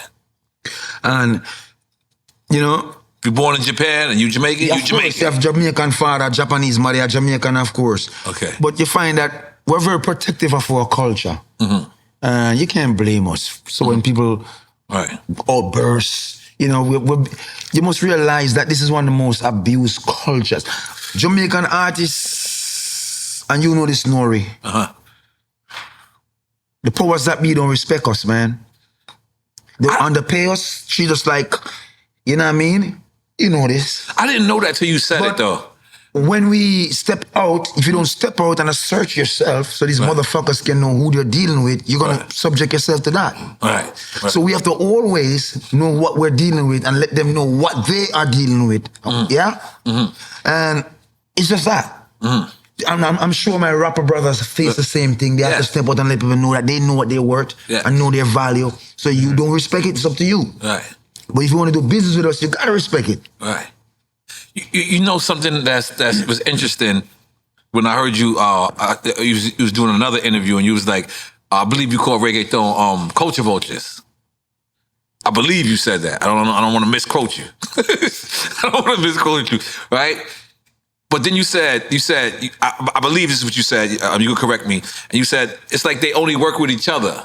Like they don't work with outside entities. When I was 19 years old, right? No, when I was 16 years old, I remember a song called Boom Boom, Boom, Mami, Ma, Edra. Right? Yeah, from And Panama. then the Panamanians, they show us love. Yeah. Because I went there. Right. And I met Buju Banton, who was the next forerunner. Wow. To, you know what I mean? But then the music went to Puerto Rico. Right. Then the music went all about. And all of a sudden it's like, you created this shit. Then you want to take out. Why do you think there's so many lawsuits currently from Jamaican producers with reggaeton? There's a major lawsuit right now with Steely and Clevie. Steely and Clevie is one of our biggest producers. You understand? And these guys have been Because it's the same rhythm Biting they this take in, right? It's the same drum, biting yeah. this shit. Yeah. Because they think we're from the Caribbean and there's no intellectual property control or we have no idea what we're doing. But it's a new day in Gotham. Right. Oh. The Batman's still alive. And then Afrobeats doesn't face no lawsuit like that, but you're saying that it wasn't, the love is not there. Like, we should have a more tighter relationship with Afrobeat. Listen. I agree with everything you say. When Nelson Mandela was locked up in South Africa, yeah, we was the voice of Africa to free him in terms of the music. It was Winnie Mandela, free South Africa. The Jamaican scene consistently making the world aware about the African plight. Ethiopia, you name it, Angola. Where Haile Selassie come from, right? We name our rhythm the MPLA. The MPLA movement was from Angola, the liberation struggle in Angola. Wow. Okay? We name rhythm Chiang Kai-shek, based upon Chiang Kai-shek fleeing from mainland China to what is now called Taiwan, which was formerly Formosa. Oof. You understand? So we are integral in world affairs and our music speak to the demographics of the globe. Right. It's real. So when we hear our African brothers and sisters doing music that we can identify with, but we're not hearing nothing to free Africa, to free the minds of African, we are concerned. All right. Because if we're in Jamaica, we're singing about sexuality and violence, and they can say to us, my brothers in Jamaica, we remember when you used to speak to us from your heart, now you're speaking to us from your lips. And we have to pull ourselves up by the bootstrap. Then we must be able to speak to our brothers across the pond and say, my brothers, if we're lacking, pull us up. Mm-hmm. That's deep. That's one for blood clap. Yeah.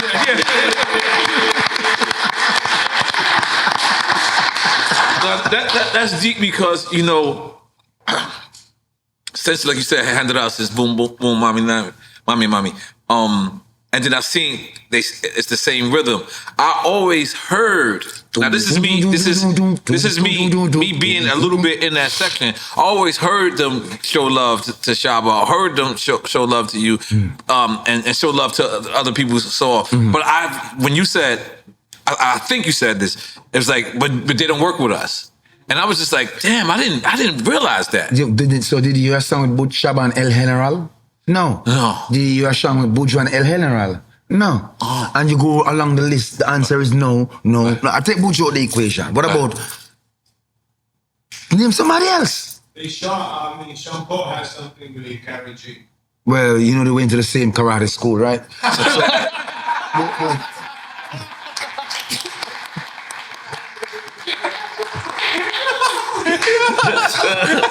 Your mind is quick, Buju. Yes, he's mad. Nah, but the reality exists that is not present. There's none in the archives. Right. And I'm talking something frivolous. I'm not capping. Right. Go do your research. Yeah, you're right. You're right. So, I mean, if someone come from Africa and they say Buju, like I've done song with Salif Keita. I've done song with several African collaborations. It's good because I want to speak to my people. I want to foster that bridge. Right. We want to create this symbiotic relationship where we both understand each other. Right. And can relate to each other. And the music is the common language that we both, it's a universal language of all nations. Right. It absolutely is. Nah, that's real, man. That's real. I'm glad. You know what? I'm glad to hear you say that because it's going to be a lot of people that's going to watch this. And I feel like this situation will be fixed. From your powerful voice, from the voice of Jamaica, It's important for my brothers. Yeah, because you're the only one I ever heard step up and say something. I mean, maybe others has, but I haven't seen it. But that's why I'm hated. And I'm not appreciated in many aspects. But that doesn't matter because, like I said, I'm a servant. Right. You're not here to serve me. I am here to serve you. Right. You are the people who make a sacrifice and make a decision between buying a bread, buying a shoes, paying your rent, and coming to see me. Right. And in the end, you put all those things aside and you come to see me. I'm here to serve you. Right. I'm here to serve you in truth. I'm here to serve you in music. I'm here to serve you in my life. I'm here to serve you in upfulness. Am I perfect? No. Because if you fuck, I'll take your head off. Right. Okay? But I'm here for you. Right. I'm here as your servant. Right. Good. And a good servant must be serious. I'm ready to serve. Yes. Let me ask you, what's your favorite place to perform besides Jamaica, besides Africa. Jam Rock? I knew you were going to say Africa. What part of Africa? Every part of Africa is a thrill to I. I bear my soul to the continent, man. Right. From the north to the south. The south, the north, the east, and the west. You know what I mean? Because they don't see a lot. It's far. All right. So when I go there, I have to throw out and give them a good show. All right. And sing out for them, you know? And stay a while, because if you're going to do the whole continent. Yeah, well, in time. Right. But the last time I was there, I was in Stansted Stadium with my good friend, Mr. Lucky Dube. May God bless his spirit, and we had a beautiful time. It was an amazing moment. I want to say enough love to South Africa and all South Africans. Yes. Yeah, I've been there. Great people, man. Beautiful place, beautiful people. Our people. Right. Now, you just sold out 2 shows, 36,000 in New York City. God damn. I mean, I know you don't call yourself king, but there's a lot of people who do call you king. That's some king shit. Say, I am a servant of the people and a servant of the music, you know? Right. You see, let me break it down to you. Yes. I know we're in the United States of America. A lot of people get it twisted, you know? We desire not to get caught up in all of that. But just to continue being humble, being touchable, accessible, reachable, communicate with the people, you know? Because my people are used to people they can identify with and resonate with, not people who are alienated from them, and people who are, you know what I mean, there's a buffer between them and 20 people pushing them, boxing them, shoving them. Right. I don't deal with that kind of fuckery. You know what I mean? Because the same people that my security go and push away is the same people that go and make sure I can pay him. All right. So, you know, the moment you realize that, humble yourself. Like I told you, our profession was directly called out by the Father. He said singers and players of instruments. He didn't say bartender. He didn't say bar tough. He didn't say a whole heap of these things. So you have to know that you're doing something. It's easy to have people listen to you, you know, like I said earlier. But it's important to figure out what you have to say to them. So let me ask you a question. Bob Marley movie, I love it, right? Yeah. There was one part of the movie where he stepped to his manager and he was like, yo, whenever there's an Africa play, it's not a money play. Like, meaning, like, he just wants to go to Africa whenever they ask for him. Yeah. Is that how you feel about Africa as well? Africa is a beautiful place where I have made many sacrifices over the years. Many, many, many sacrifices. The first time I go to Africa, I come back to Jamaica and have to pay my entire band out of my personal pocket. You know, several times it happens to us, you know, because, you know, you give people the benefit of the doubt and think they're going to do business, but it never materializes that way. But it can't be a money thing, because once I'm on the ground, the show must go on. But nevertheless, we pride ourselves in doing good business, and as black people, we have a bad stigma attached to us that we don't do good business. So it's important for us to have good agreements and stick to our agreements and execute the agreements accordingly. You know, it makes good for the next brother who comes into the territory to do business, who calls me on the phone and say, how was your experience? Okay. All right. Very good. So all things are relative. All right, let's talk about Bonafide Love. Bonafide Love, Buju Banton, Wayne Wonder. Bonafide Love was originally done by Errol Dunkley. And then it was done by N.O.R.E.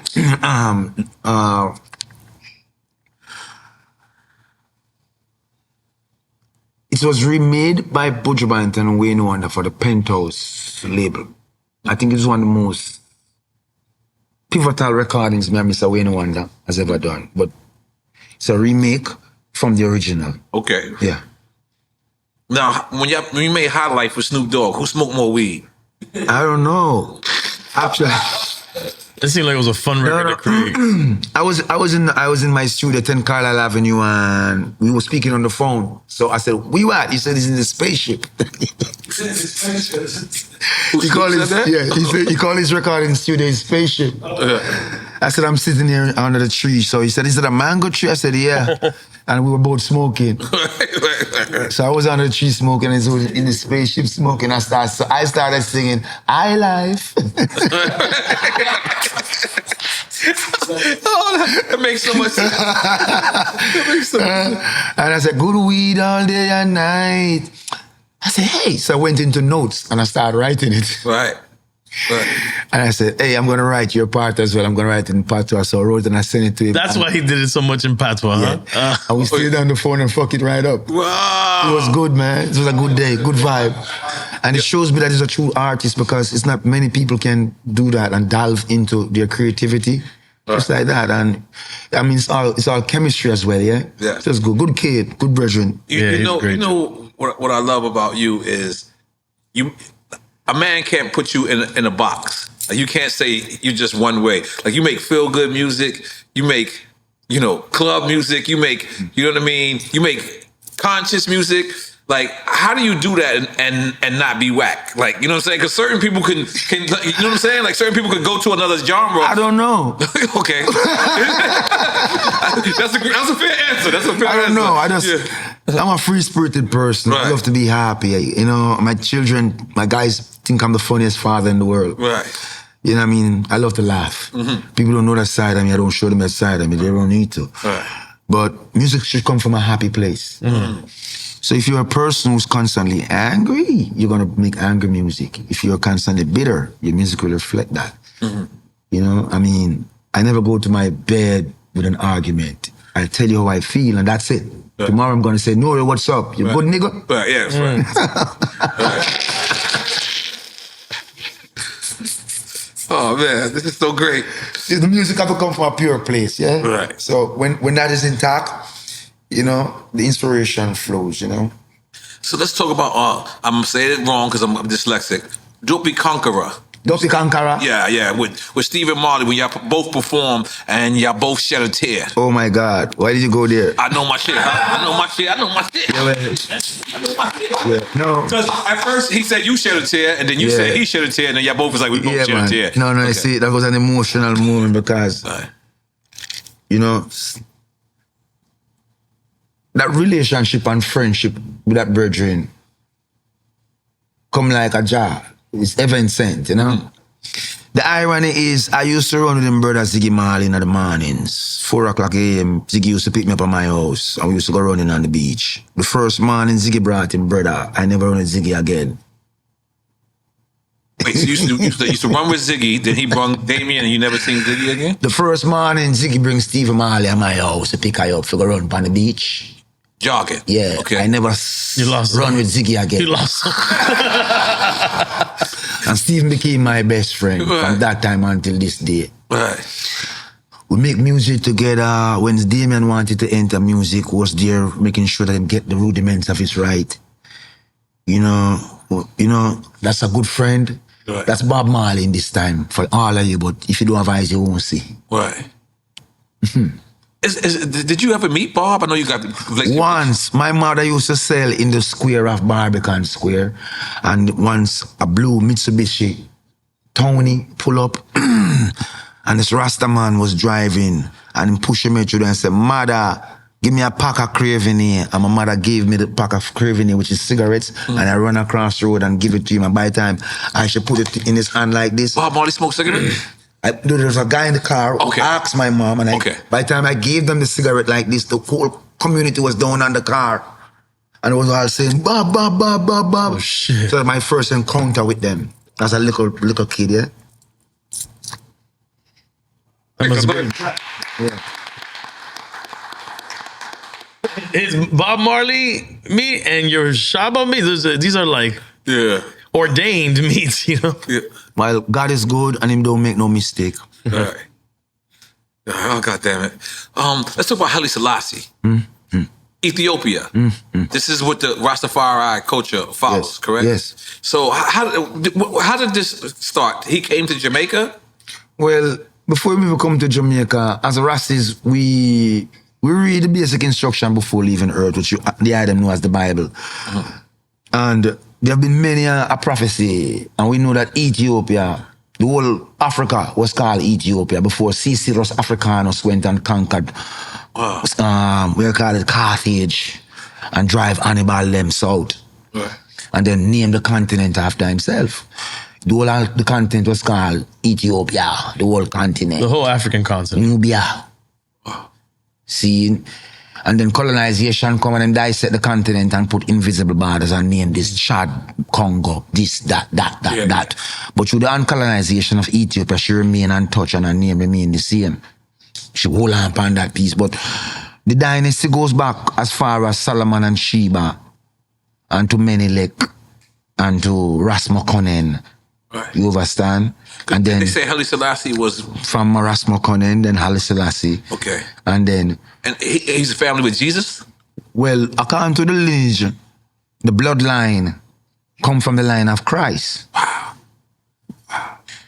The bloodline come from the line of Christ. So according to the lineage and genealogy, that was traced according to Rastaman ideology. So in this time, we know that God don't dwell outside of us. We know Him dwell inside of us. Because you have good thoughts and you have bad thoughts, right? The bad thoughts are the evil thoughts and the good thoughts are the godly thoughts. You see it? So we see the Christ come and Him walk the earth and Him show us that if you have faith as little as a mustard seed, you can move a mountain. And we see the Christ come and Him walk and show us that just humble yourself and love the Lord thy God and love your neighbor. And certain things Him teach us, which, you know, I don't think it only rested on 2 pages. So if you want to realize what He really taught us, you have to go and do some research. But all these things help Rastafari to realize that a game has been played on us. We haven't been taught the truth. Something is amiss. And why everything bad is black. Black male, black coat. Black and you cat. name it, black cat. Yeah. You know what I mean? Black book, blacklist. Yeah. And everything that's supposed to be Black bald. So we realize that there's a campaign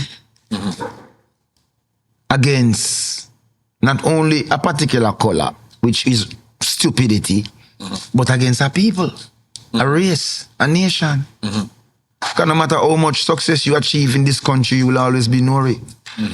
Unless you go play their ball. Right. So I'll join the karate club. So we have to hold forth this that brought us into a different reality than the one we thought we knew.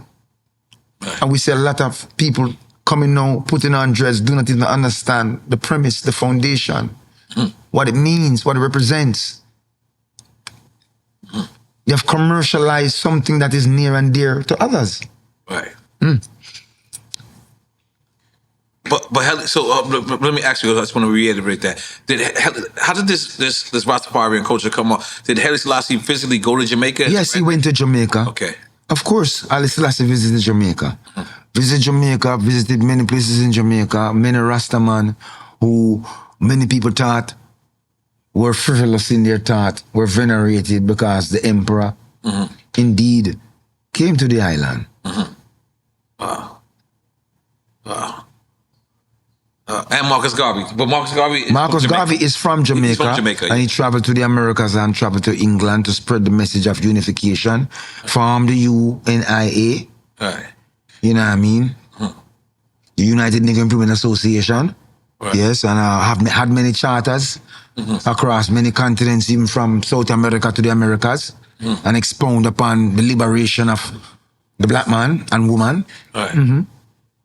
If you was to say, if people like, leave Jamaica, who do you think they go to more, London or U.S.? Or Canada too. There's an existing trend to gravitate towards United States of America. Right. And the migration stream has showed us that all indication and indicators have showed us it's a major place for migration. Okay. How happy was you when they told you you could come back to America?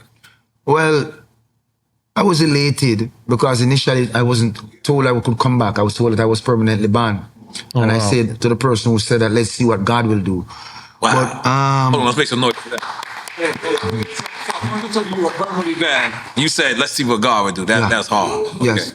Mm-hmm. So what happens? Someone gives you a call and say you can come back to, because I heard you was touring in Africa and I heard you was touring in the Caribbean. Well, actually, in all due fairness and honesty, I don't want to throw anybody under the bus because I'm very tactful. But my issuance of my visa to travel to America was sent to me in 2022.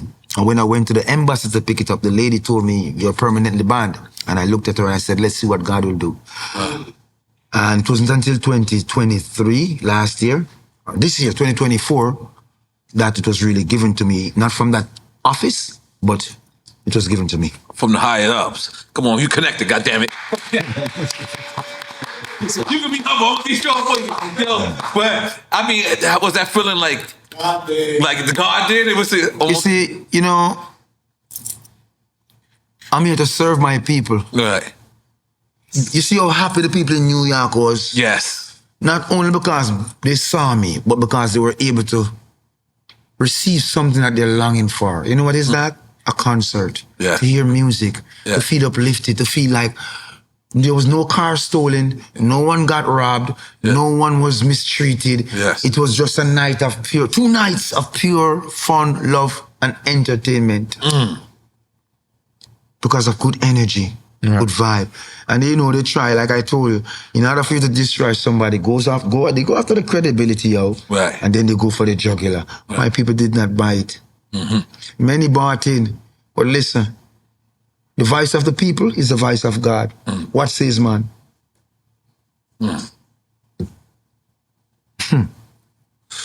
Talk to me. Yeah. Let's talk about hills and valleys. Oh, powerful. That's powerful. Free the people. We are liberated, oh. Truly, we are liberated through that divine spirit, over hills and valleys. How'd you make that? Was you in the hills and valleys? Actually, I was on tour going through the Swiss Alps on my tour bus. Oh, that's the joint where the snow was on top. Yeah, I was going through some That's tunnels. a sight. Yeah. On tour through the Swiss Alps because I used to spend 3 months here touring the Americas, 3 months touring the European countries, or 4, then another 2 in the Caribbean, and that's how I used to spend my time. And it was an inspiration I received while I was traversing the earth. How does it feel performing for the white people like that? I would say, in Europe. It's great performing. You have to understand that reggae music is an international music, Yes. And it speaks a universal language that connects. I told you, it's a king's music. Yes. Like my white friend over there, I had to tell him stop. Yeah, and because the king music, it resonates. He was buckling like this. I said, you can't do that. It resonates with the people. It doesn't matter your ethnic background. Yeah. And gone are the days when we can separate people along their racial or them color lines when it comes to music. You know how much people love Kendrick Lamar, they're not like us. I don't know how we got here. don't fight it. No, I'm trying to tell you, music is diverse. Right. So don't believe that through I'm on the reggae music, there's a demographic who's not. And there, more people in Europe love reggae music than America. Wow. Don't fool yourself. And in Asia too. Okay? Just think about it. When I play a concert in The Hague for 100,000 people in Holland, The Hague. Wow. 100,000 people. Wow. Don't get it twisted. Whenever I'm on vacation, and there's nothing but white people, that's what they playing, reggae. Reggae music. Yeah. You have to understand also, my forefathers cultivated Europe more than America. In terms of making the music heard and bringing the music to the masses. They cultivated Europe a lot more. So Europeans are very much deep into reggae music. Much so. And then let's just talk about your relationship with Khaled. He was also a person that I seen campaign you so much. When you came home, I'm not saying U.S. is your home. U.S. is your home too. Your second home, whatever. But he was campaigning for you so much. How did y'all develop the relationship? I know y'all worked together back in the days. There was a hurricane that destroyed Miami called Hurricane Andrew. Yeah. And in those days, we used to have a warehouse on 117th Street, Southwest 117th Street. Right by crashed on the Coast Guard. I was walking down the road now, after all that, trying to find out which part and which part and which part. So we find a radio station. That's how we met up with Daddy Saw and Joey Buttafuoco there. Joey Buttafuoco. Mix 96. Yeah. Because Mix 96 was on the air. In those days was Lady Terror, DJ Fergie, and couple ones and ones. Well, Khalid was a part of that. But we eat it off right away. Right. Because him have a vibe. Them days, I'm talking skinny Khalid. Right. So, He used to come to Jamaica, but him love the music so much that he would always be throwing me beats. Buju, try this and that. And I'm riding in the car with him and I'm open. But I realized that he had a vision. I said, let's record it. Let's make it into a dub plate. Right. And we started doing him shit. So he used to go to Jamaica to play for Fully Loaded. And when he came and saw the reaction, because in those days, when you do good and you get a gun salute, it's all gun salute. One gun salute. And when he saw that, realized that this kid could, and then his playing skills, how he did his thing, and his love for the music, not the money. Yeah. Because in this game, if you love the music, it loves you back. Right. If you love the music, it loves you back. I'm telling you, brother. And he loved the music, and it loves him. It loved him back. As simple as that. So our friendship is not based on who the world say he is now, but on who he truly is. Right. You understand? And he'll always be my brother. Always be my friend. You understand? Good heart, good spirit, loving family, good kid. And he loves music, most importantly. Is there a real place called Holy Mountain? Yeah, man. There is. In Jamaica. Wherever you find it.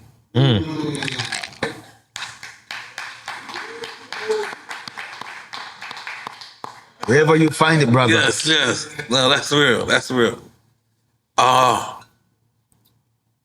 Driver! Don't stop at all. That record had New York City on the motherfucking, when that shit came on, driver! Yeah, that's my part. Driver! Like, I'm sorry, I heard it. It's not so aggressive. Driver! Don't stop at all. You have to finesse it. You won't get a driver. You was yellow cab right past I you. didn't have a license back then. So, but how'd you come up with that formula? Oh, I had a driver.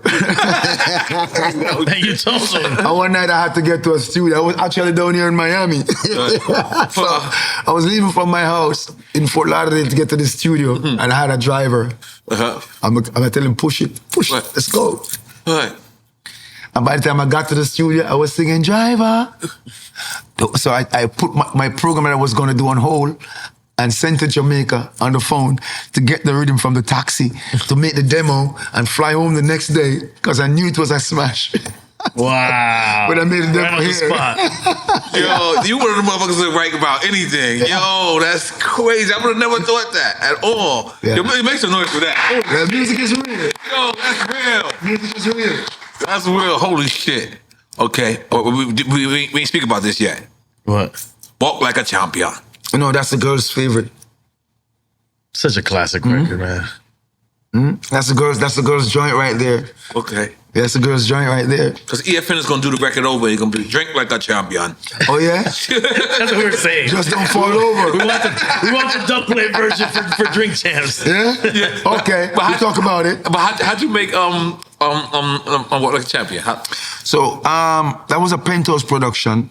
Okay. I came to the studio one day and there was this guy sitting down with a bass on a stool. So his name is Leroy Sibley, a very famous singer from the group called the Heptones, but he's also a bass player. And he was singing a song. Can't remember the song. Excuse me. But the rhythm was so groovy, and you know, normally because Penthouse became my home base. So when you come there to work, and I came, I wouldn't come out. You know, I would just stay there and hold a vibe with you to make sure whatever you're doing. Because in those days, Donovan German was like the boss, but he was so cool. This man have a recording studio and just low, pure youths to run it. He'll come to America and come back like once a month, put his hand at the side and said, "Let me hear what I make." And they would have to play what we did for him, and then he just jump on a plane and gone again. So we have the studio. So anybody come there would say, Nana McLean from Canada, and all these people would come to the studio, and you know. You guys had free reign. So yeah, so we was just making music. So I was there checking it out, and I'm like, sound good, I like the beat. And that's where the inspiration came. We just went recording. So it was nothing but about no championship? No, there was no championship, more like an inspiration. Oh, okay. And the music was talking to me, and I was just talking back to it. We had a great conversation. And you just said, walk like a down. Yes. Yo, these stories is fucking amazing, man. Hold up. I know I'm mispronouncing this wrong. Say what? Bati Rider? Bati Rider, yeah. Okay. No, Bati Rider, don't get it twisted. Bati Rider is a shorts, a very short shorts that the ladies wear, and it exposes their cheeks. Yeah. Their ass cheeks are exposed. Uh-huh. Yeah. So this was a trend back in the time, in the early 90s, and it was the coming out for the ladies back in the time, because we're coming from an era where woman was fairly clad. Okay. I mean, borderline prudish, fairly clad. The conservative. Conservative, right. Yeah? So this was also a coming out era where fashion and embracing of fashion and trends was becoming more social norm. Yeah. Okay. So let's talk about Up Close and Personal, even though that's a rhythm, right? Yeah. Up Close and Personal, yes. Yeah, that was It's a song. Yeah. The title of a song. Yeah. Is that something that's common in the culture? Is like pretty much everyone rhyming on the same beat and making their own version of a song? No, what happened was first for a DJ playing the music in the dance hall, right? The producer now has to put his mind, think about them. He has to think about them. So you put this hot song on this beat, but there's only one song. If the selector and the guy who's playing the music have 4 songs to keep the juggling going, that is such a dynamic. So we try to give them more play. So that's particularly for the club. Yes. To keep, so keep the guys, dancing. because even now when I make music, I try to make music that I have 3 and 4 songs on the beat, so the selector can get a grace. Because when you go one song, sometimes it's just difficult for them. You just play this one song and move on to something else. Right. But if there's what you call a juggling, you can play this, play that, mix that in, and then go, you know what I mean? So you make it more, but I don't think no one is doing that anymore either. I don't know what's going on with that. You think that like died in the late 90s? No, I mean, there's a new trend happening now when new innovations are taking place. I mean, let's face it, we're not 19 anymore, we're not 20 anymore. Those who are 19 and 20 now, they're seeing the music through different lens. Right. So there's a paradigm shift, obviously. So we have to hope and pray that they catch the bull by the horns and integrate some of the good things that and literally seeing it through a new lens. Absolutely. Everybody's their phone and lens. Absolutely, right, literally. Right. So, you know. When you said you DJ'd earlier, you talking about DJ? No, the word DJ is always misconstrued in America. Right. Now, the guy who played the music is called a disc jock. Disc jock. Or we in Jamaica say a selector.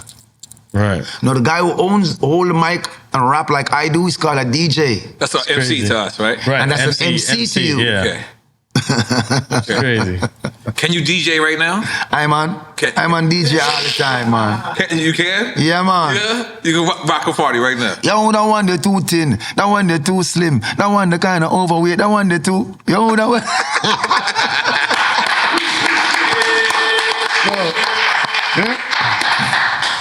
So,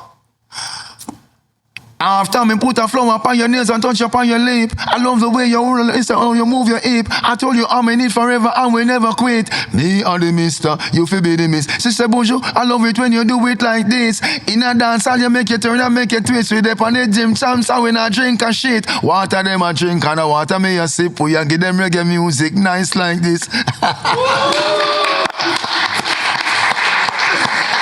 So goes, now, the next album coming out from Buju Banton is called, I'm not telling you the title as yet, can't do that. But it's 100% dancehall. Why? I haven't given the massive any dancehall music since I came home. And, you know, them need it. Them if you know it's a Gargamel, is still the Gargamel. I got a bang on the torch. They be Gargamel. Mind you hurt yourself. I didn't even know them, right? I didn't have it together at all. So, if there's anything that you could do in this game, do over. if you had one thing to do over, what would you do? You know, if I had one thing to do over, I would have smacked that mother. I'm sorry. I wasn't ready. I wasn't ready. I'm joking. No, you know, if I had one thing to do over in this game, bro, I'm serious. I would make it my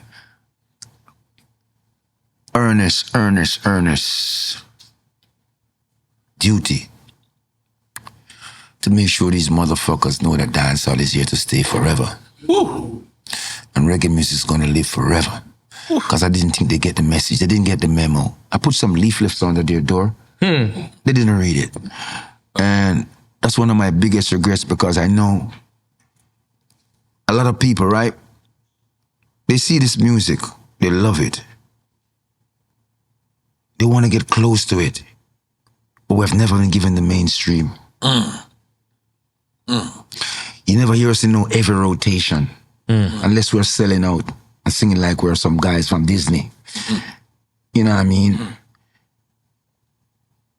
A day is gonna come when we're gonna have pirate stations, and my only regret is that I was not the first person to get one in America. You guys need a pirate station. That's what you guys started at. That's what it right? was, but we've lost some of that. EFN started out pirates. So talk about regrets. That's what we regret. We should have pirate station all among this motherfucker. One pirate station, and we know we could have done it, because guess what? It's been difficult for them to climb all these tall buildings to find those antennas, bro. What do you Move the antenna every day. That's what DJ Raw did on a bus. What do you enjoy better, independent or major label? Independent, man. The major take too long to turn shit around. Independent. Now, also, the most money I ever making in the music business was when I was independent with Gargle and music. Yeah, because I didn't have any. I'm my own boss. You understand? In those days, we have mechanical. Those days were the real days when we were selling real records. You know what I mean? Not what we're dealing with now. But independent is always good. You have more creative control. You can see where your budget is going. You have more financial control. Yeah, man. Independent, though. Gargamel Records, right? Gargamel Music, my boy. Gargamel Music. So God comes down and says, Buju, you got one record to save the whole humanity. You. Aye, man. You got to make this record, Buju. And you will get one feature and one producer. Who is your one feature and the one producer? First and foremost, don't blaspheme. Say an angel come down. If I go and choose my feature in a creation, you know this brother named Stevie Wonder, him do a thing back in that time. Yes. I know him can't see, him can't fool me. That's what we say here at Drink Champs. Him do a thing with Bob. Him do a thing. We have stories all day. People say. Him do a thing. Call. So you picking Stevie Wonder for the feature?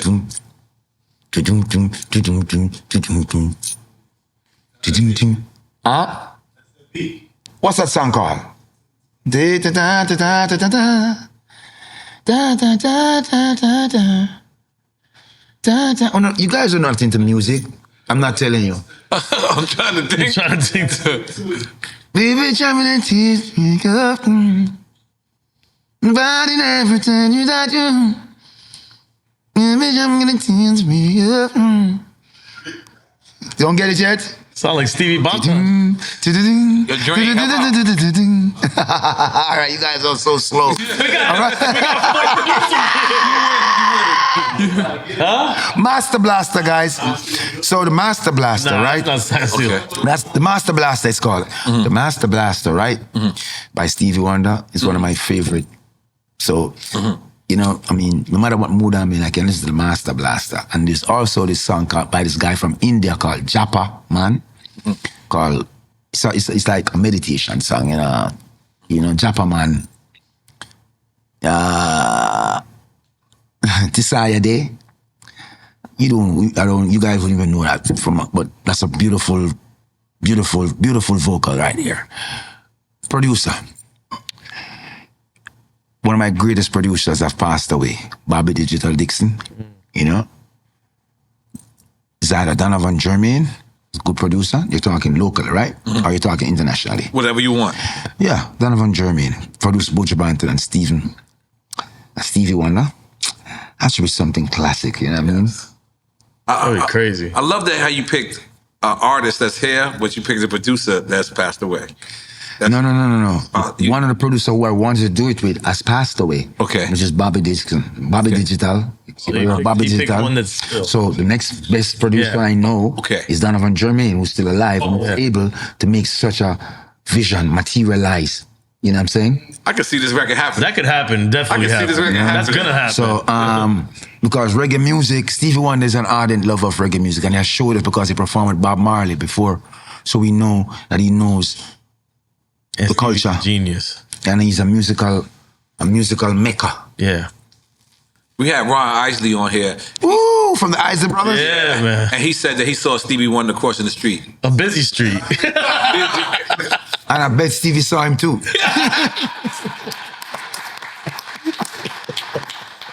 And what was Shaq said he saw him press the button. Shaq said he got in the elevator with him. Well, I was watching TikTok and someone waved on some award show and the brother did this. So I'm like, you're winning, bro. Oh, he said it's a shot. He said, I see you, Shaq. Yeah, he said he got in the elevator with no one else. Like, first of all, how you get in the elevator, you blind with no one else? And then he pressed the thing and he said, I'll see you later, Come Shaq. on, man. No, it's all photographic memory, man. Photographic It's memory. very true. It's very true. That's gonna be. But let's talk about Ring the Alarm. What? Why? What's going on?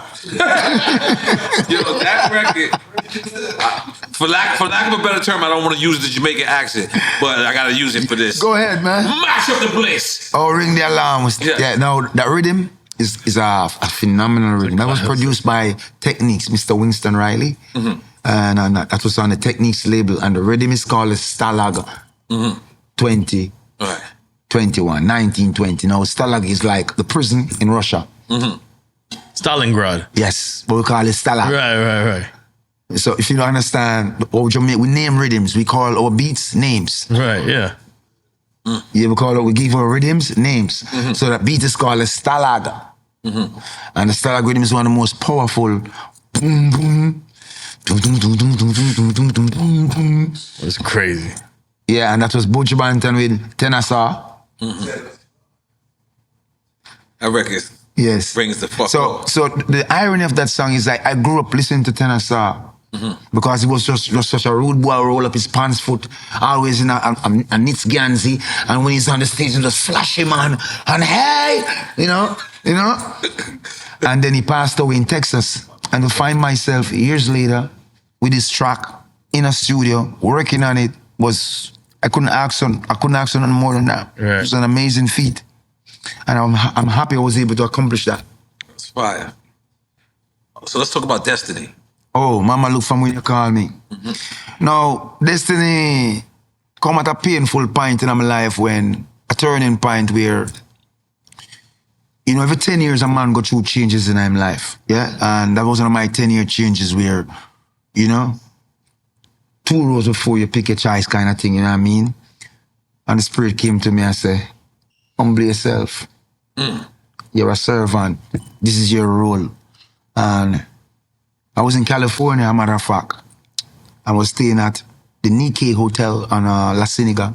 The Nico Hotel, yep. Yeah, the Nikkei or the Nikko. It was a Japanese street. Was a Fat Burger. Yeah. And I found $200 downstairs that place one day. In Fat Burger or the Nico Hotel? Fat Burger! What are you doing in Fat Burger, Rasta? I was walking. No, I had no dreads those days, though. You trying to call him out? No. I had no dreads those days. But I wasn't eating no burgers. I was just walking. I found $200 roll up. First time I found that I'm on in America. Okay. Yeah, and I came back to the hotel, and I was inspired. The rich man, because I was looking through the window, seeing all these edifices in front of me, and I was inspired. But that's how that came about, basically. Yo, I got a ton of more. But go ahead. You want something? I still want to hear the making of this record, Untold Stories. Untold Stories now was I was working on the project called Till Shiloh, and we wanted something different. So in those days, I used to go to the studio in the night. Now I go to the studio in the day. I used to go to the studio like 6 o'clock and I'd be there until 8 o'clock the next morning, sometime 12 o'clock the next day. Right. And one night I came about 11 o'clock, and there was this virgin inside the studio sitting down with his guitar with dreadlocks, a Rasta man with some white beard. And I said to Donovan, what's going on? He said, that's Glenn Brownie. We want to make a song tonight. So you want to make a song?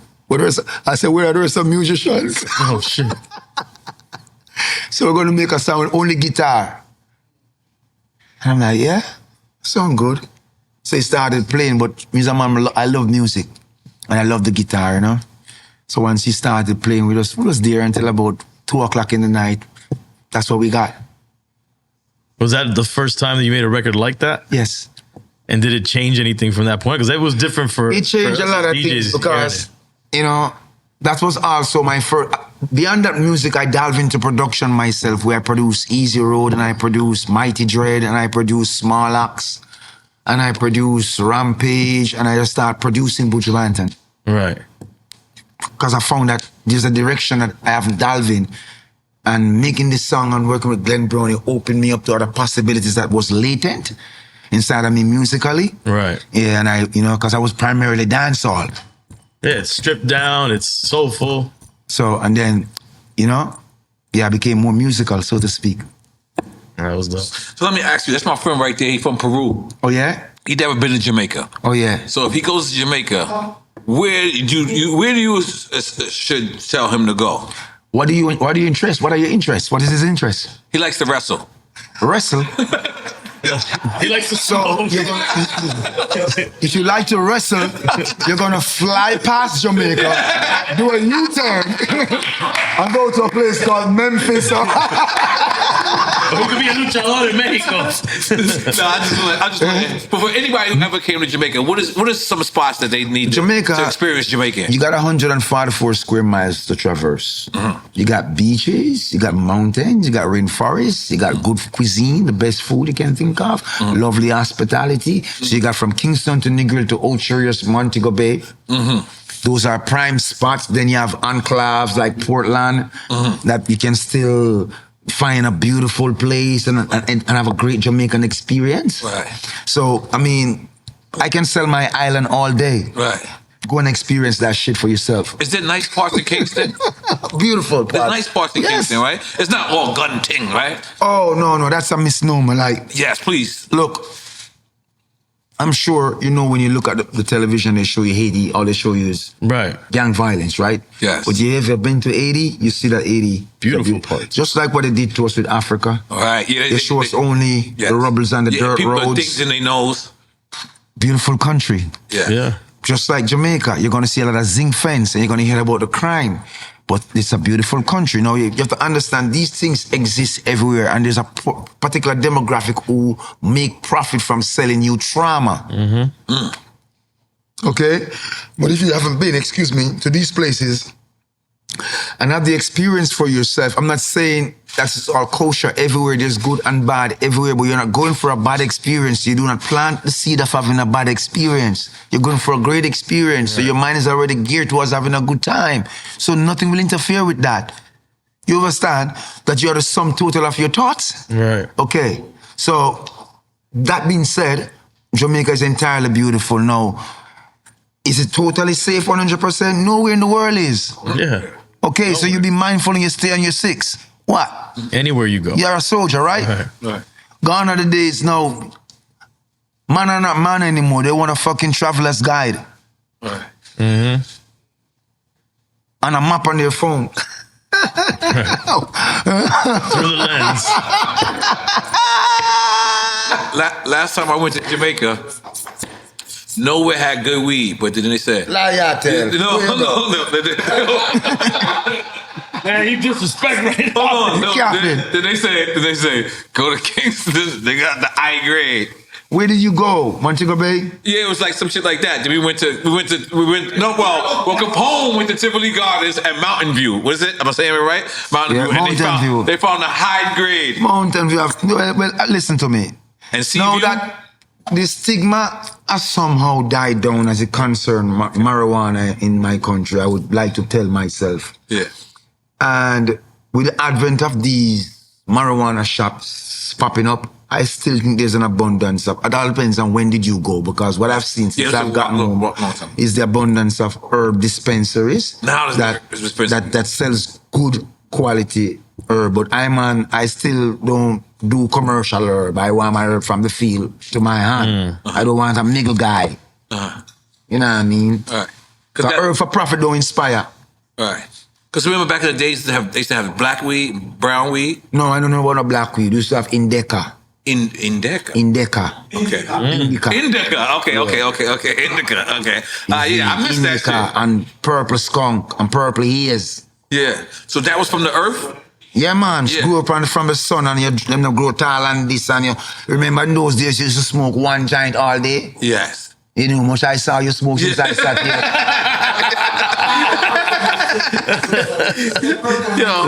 Yes, purple haze. Back in those days, I smoke one joint for one day, man. Right. And it just keep out and it keep lighting it and you just feel nice. Right. They have commercialized the herb so much that even the potency has been reduced. Right. Let me tell you, man. I seen an interview with you, and I believe the brother was from Jamaica, and he kept saying how you preserved yourself, meaning like you didn't come home looking crazy. You came home looking like you like you said, you was working out 3 times a day. But not only that, it was your style. Most people, I'm talking about, are spitting. Most people go to jail and then they lose their style. Like so many people lose it because they're not writing in there, they're not practicing. Right. Like, how did you come home and you still sound just as good as you used to sound, and in certain cases even better? You know, that place has taught me one particular thing, that when someone does something to you that is designed to hurt you, and you know in your heart they're wrong, you don't fight with them because no one on earth will ever believe you.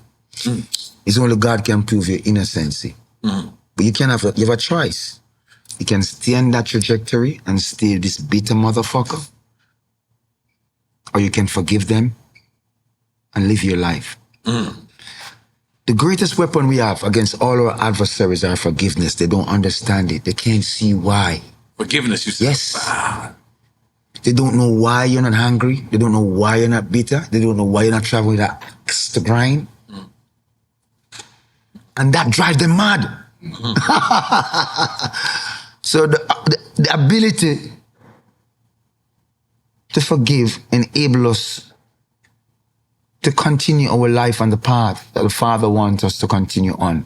The ability to project ourselves outside of the bad circumstances into good light is what we have. We are in control of that. You are in control of that. Now, if you allow them to make you into a monster, they will have achieved their desire. Right. They would have won. Most people in your position would have got broke down. Oh, I'm telling you, brother, that's the intent. Right. That's the aim of the enemy. Okay? And the only way you circumvent that, you have to forgive him. We said, Father, forgive him not, because he know what he did. Not a bullshit, but you forgive them because they don't know what they did. They know what they did. So you deal with them. I go do my work. Simple. You ever got to meet Michael Jackson? No, I have. No. No, Prince? Dread. Eh? How about Prince? No, I meet the king. Bob? No, of course, But which king? Of course, I meet Bobby. I said, I'll give him a cigarette to them carry when I youth. I don't need to meet the prince. Okay. Oh, I get it now. I get it. He's learning off your lyrics. He fucked me up. I get it. Yeah. Man, I just want to thank you, man. I really want to thank you. Hey, brothers, I want to thank you for all these roses that I can't plant.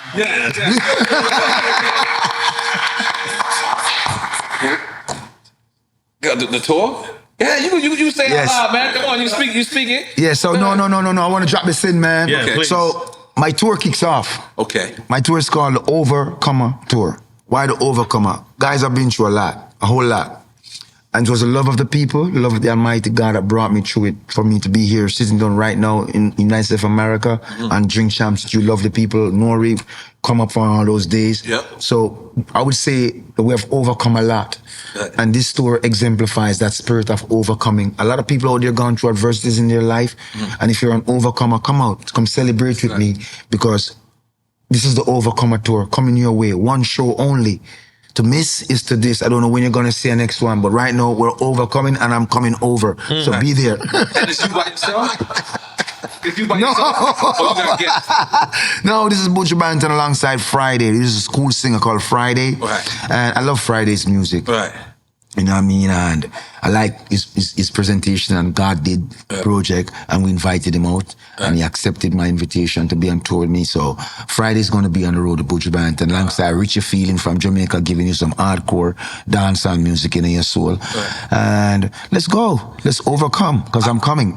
I just want to say this one more time. I said this on your intro, but I truly believe you're one of the greatest performers on the planet. I try. I might try. I ain't gonna lie. Listen, I enjoy doing research when I do this. So I was watching your interviews, I was listening to your music, but when I start looking at your concerts, I could not stop. I just kept looking at how you bring the people, and you make people cry, you make people it's just it's something I've never seen before. You know what I mean? So well, I want you to know that, how crazy. N.O.R.E., I feel it, and from I feel it, I want the masses to feel it. Every night is not the same. Right. Sometimes you go out there and your spirit is high, high, high. Right. And sometimes you go out there I was in Limon, Costa Rica. Right. And the spirit came to me and said, get up and go to the beach. And I get up. And I went to go to the beach, and the security stopped me and said, I cannot go to the beach right now because they're doing a loading and they don't want the people on the beach walking into the loading. So I went back to the room, and then the promoter came to me and said, you want to go to the beach? I said, yeah. The security said, they're doing a loading. Let them angling business. He said, no, man, come, I'll take you. Because the spirit came to me and said, you need to go to the beach. But this guy stopped me. So here comes someone who to fulfill that. So we went to the beach. While I was standing on the beach, I just felt sad. I don't know why. So sad. I started walking down the beach, and the song came to me, saying, I love you, Lord, cause your mercy never fails. I said to the guy who was the security, I said, you know this song? He said, yeah. I said, I love this song. Who sing it? So pull it up. We started listening to it on the beach. And I went back to the hotel room. I spoke to one of my sons about 4 o'clock. And I went on stage about 8 o'clock. While I'm on the stage, I just felt a great feeling came over me. So much that I was actually crying on the stage. Only to come off the stage and come into Jamaica to hear that my son died the same night here in America. I felt that. I felt a piece of me left me. Right. I was on the stage. So people feel things. And if I can feel that, what can the masses in front of me feel if I am being true to myself and my art? It's amplified to that. So it's like the musician, him is a vessel that embodies something that when him go out there and him pour out him wine, if him wine is coming from a dirty vessel, the wine is dirty, full with sediments.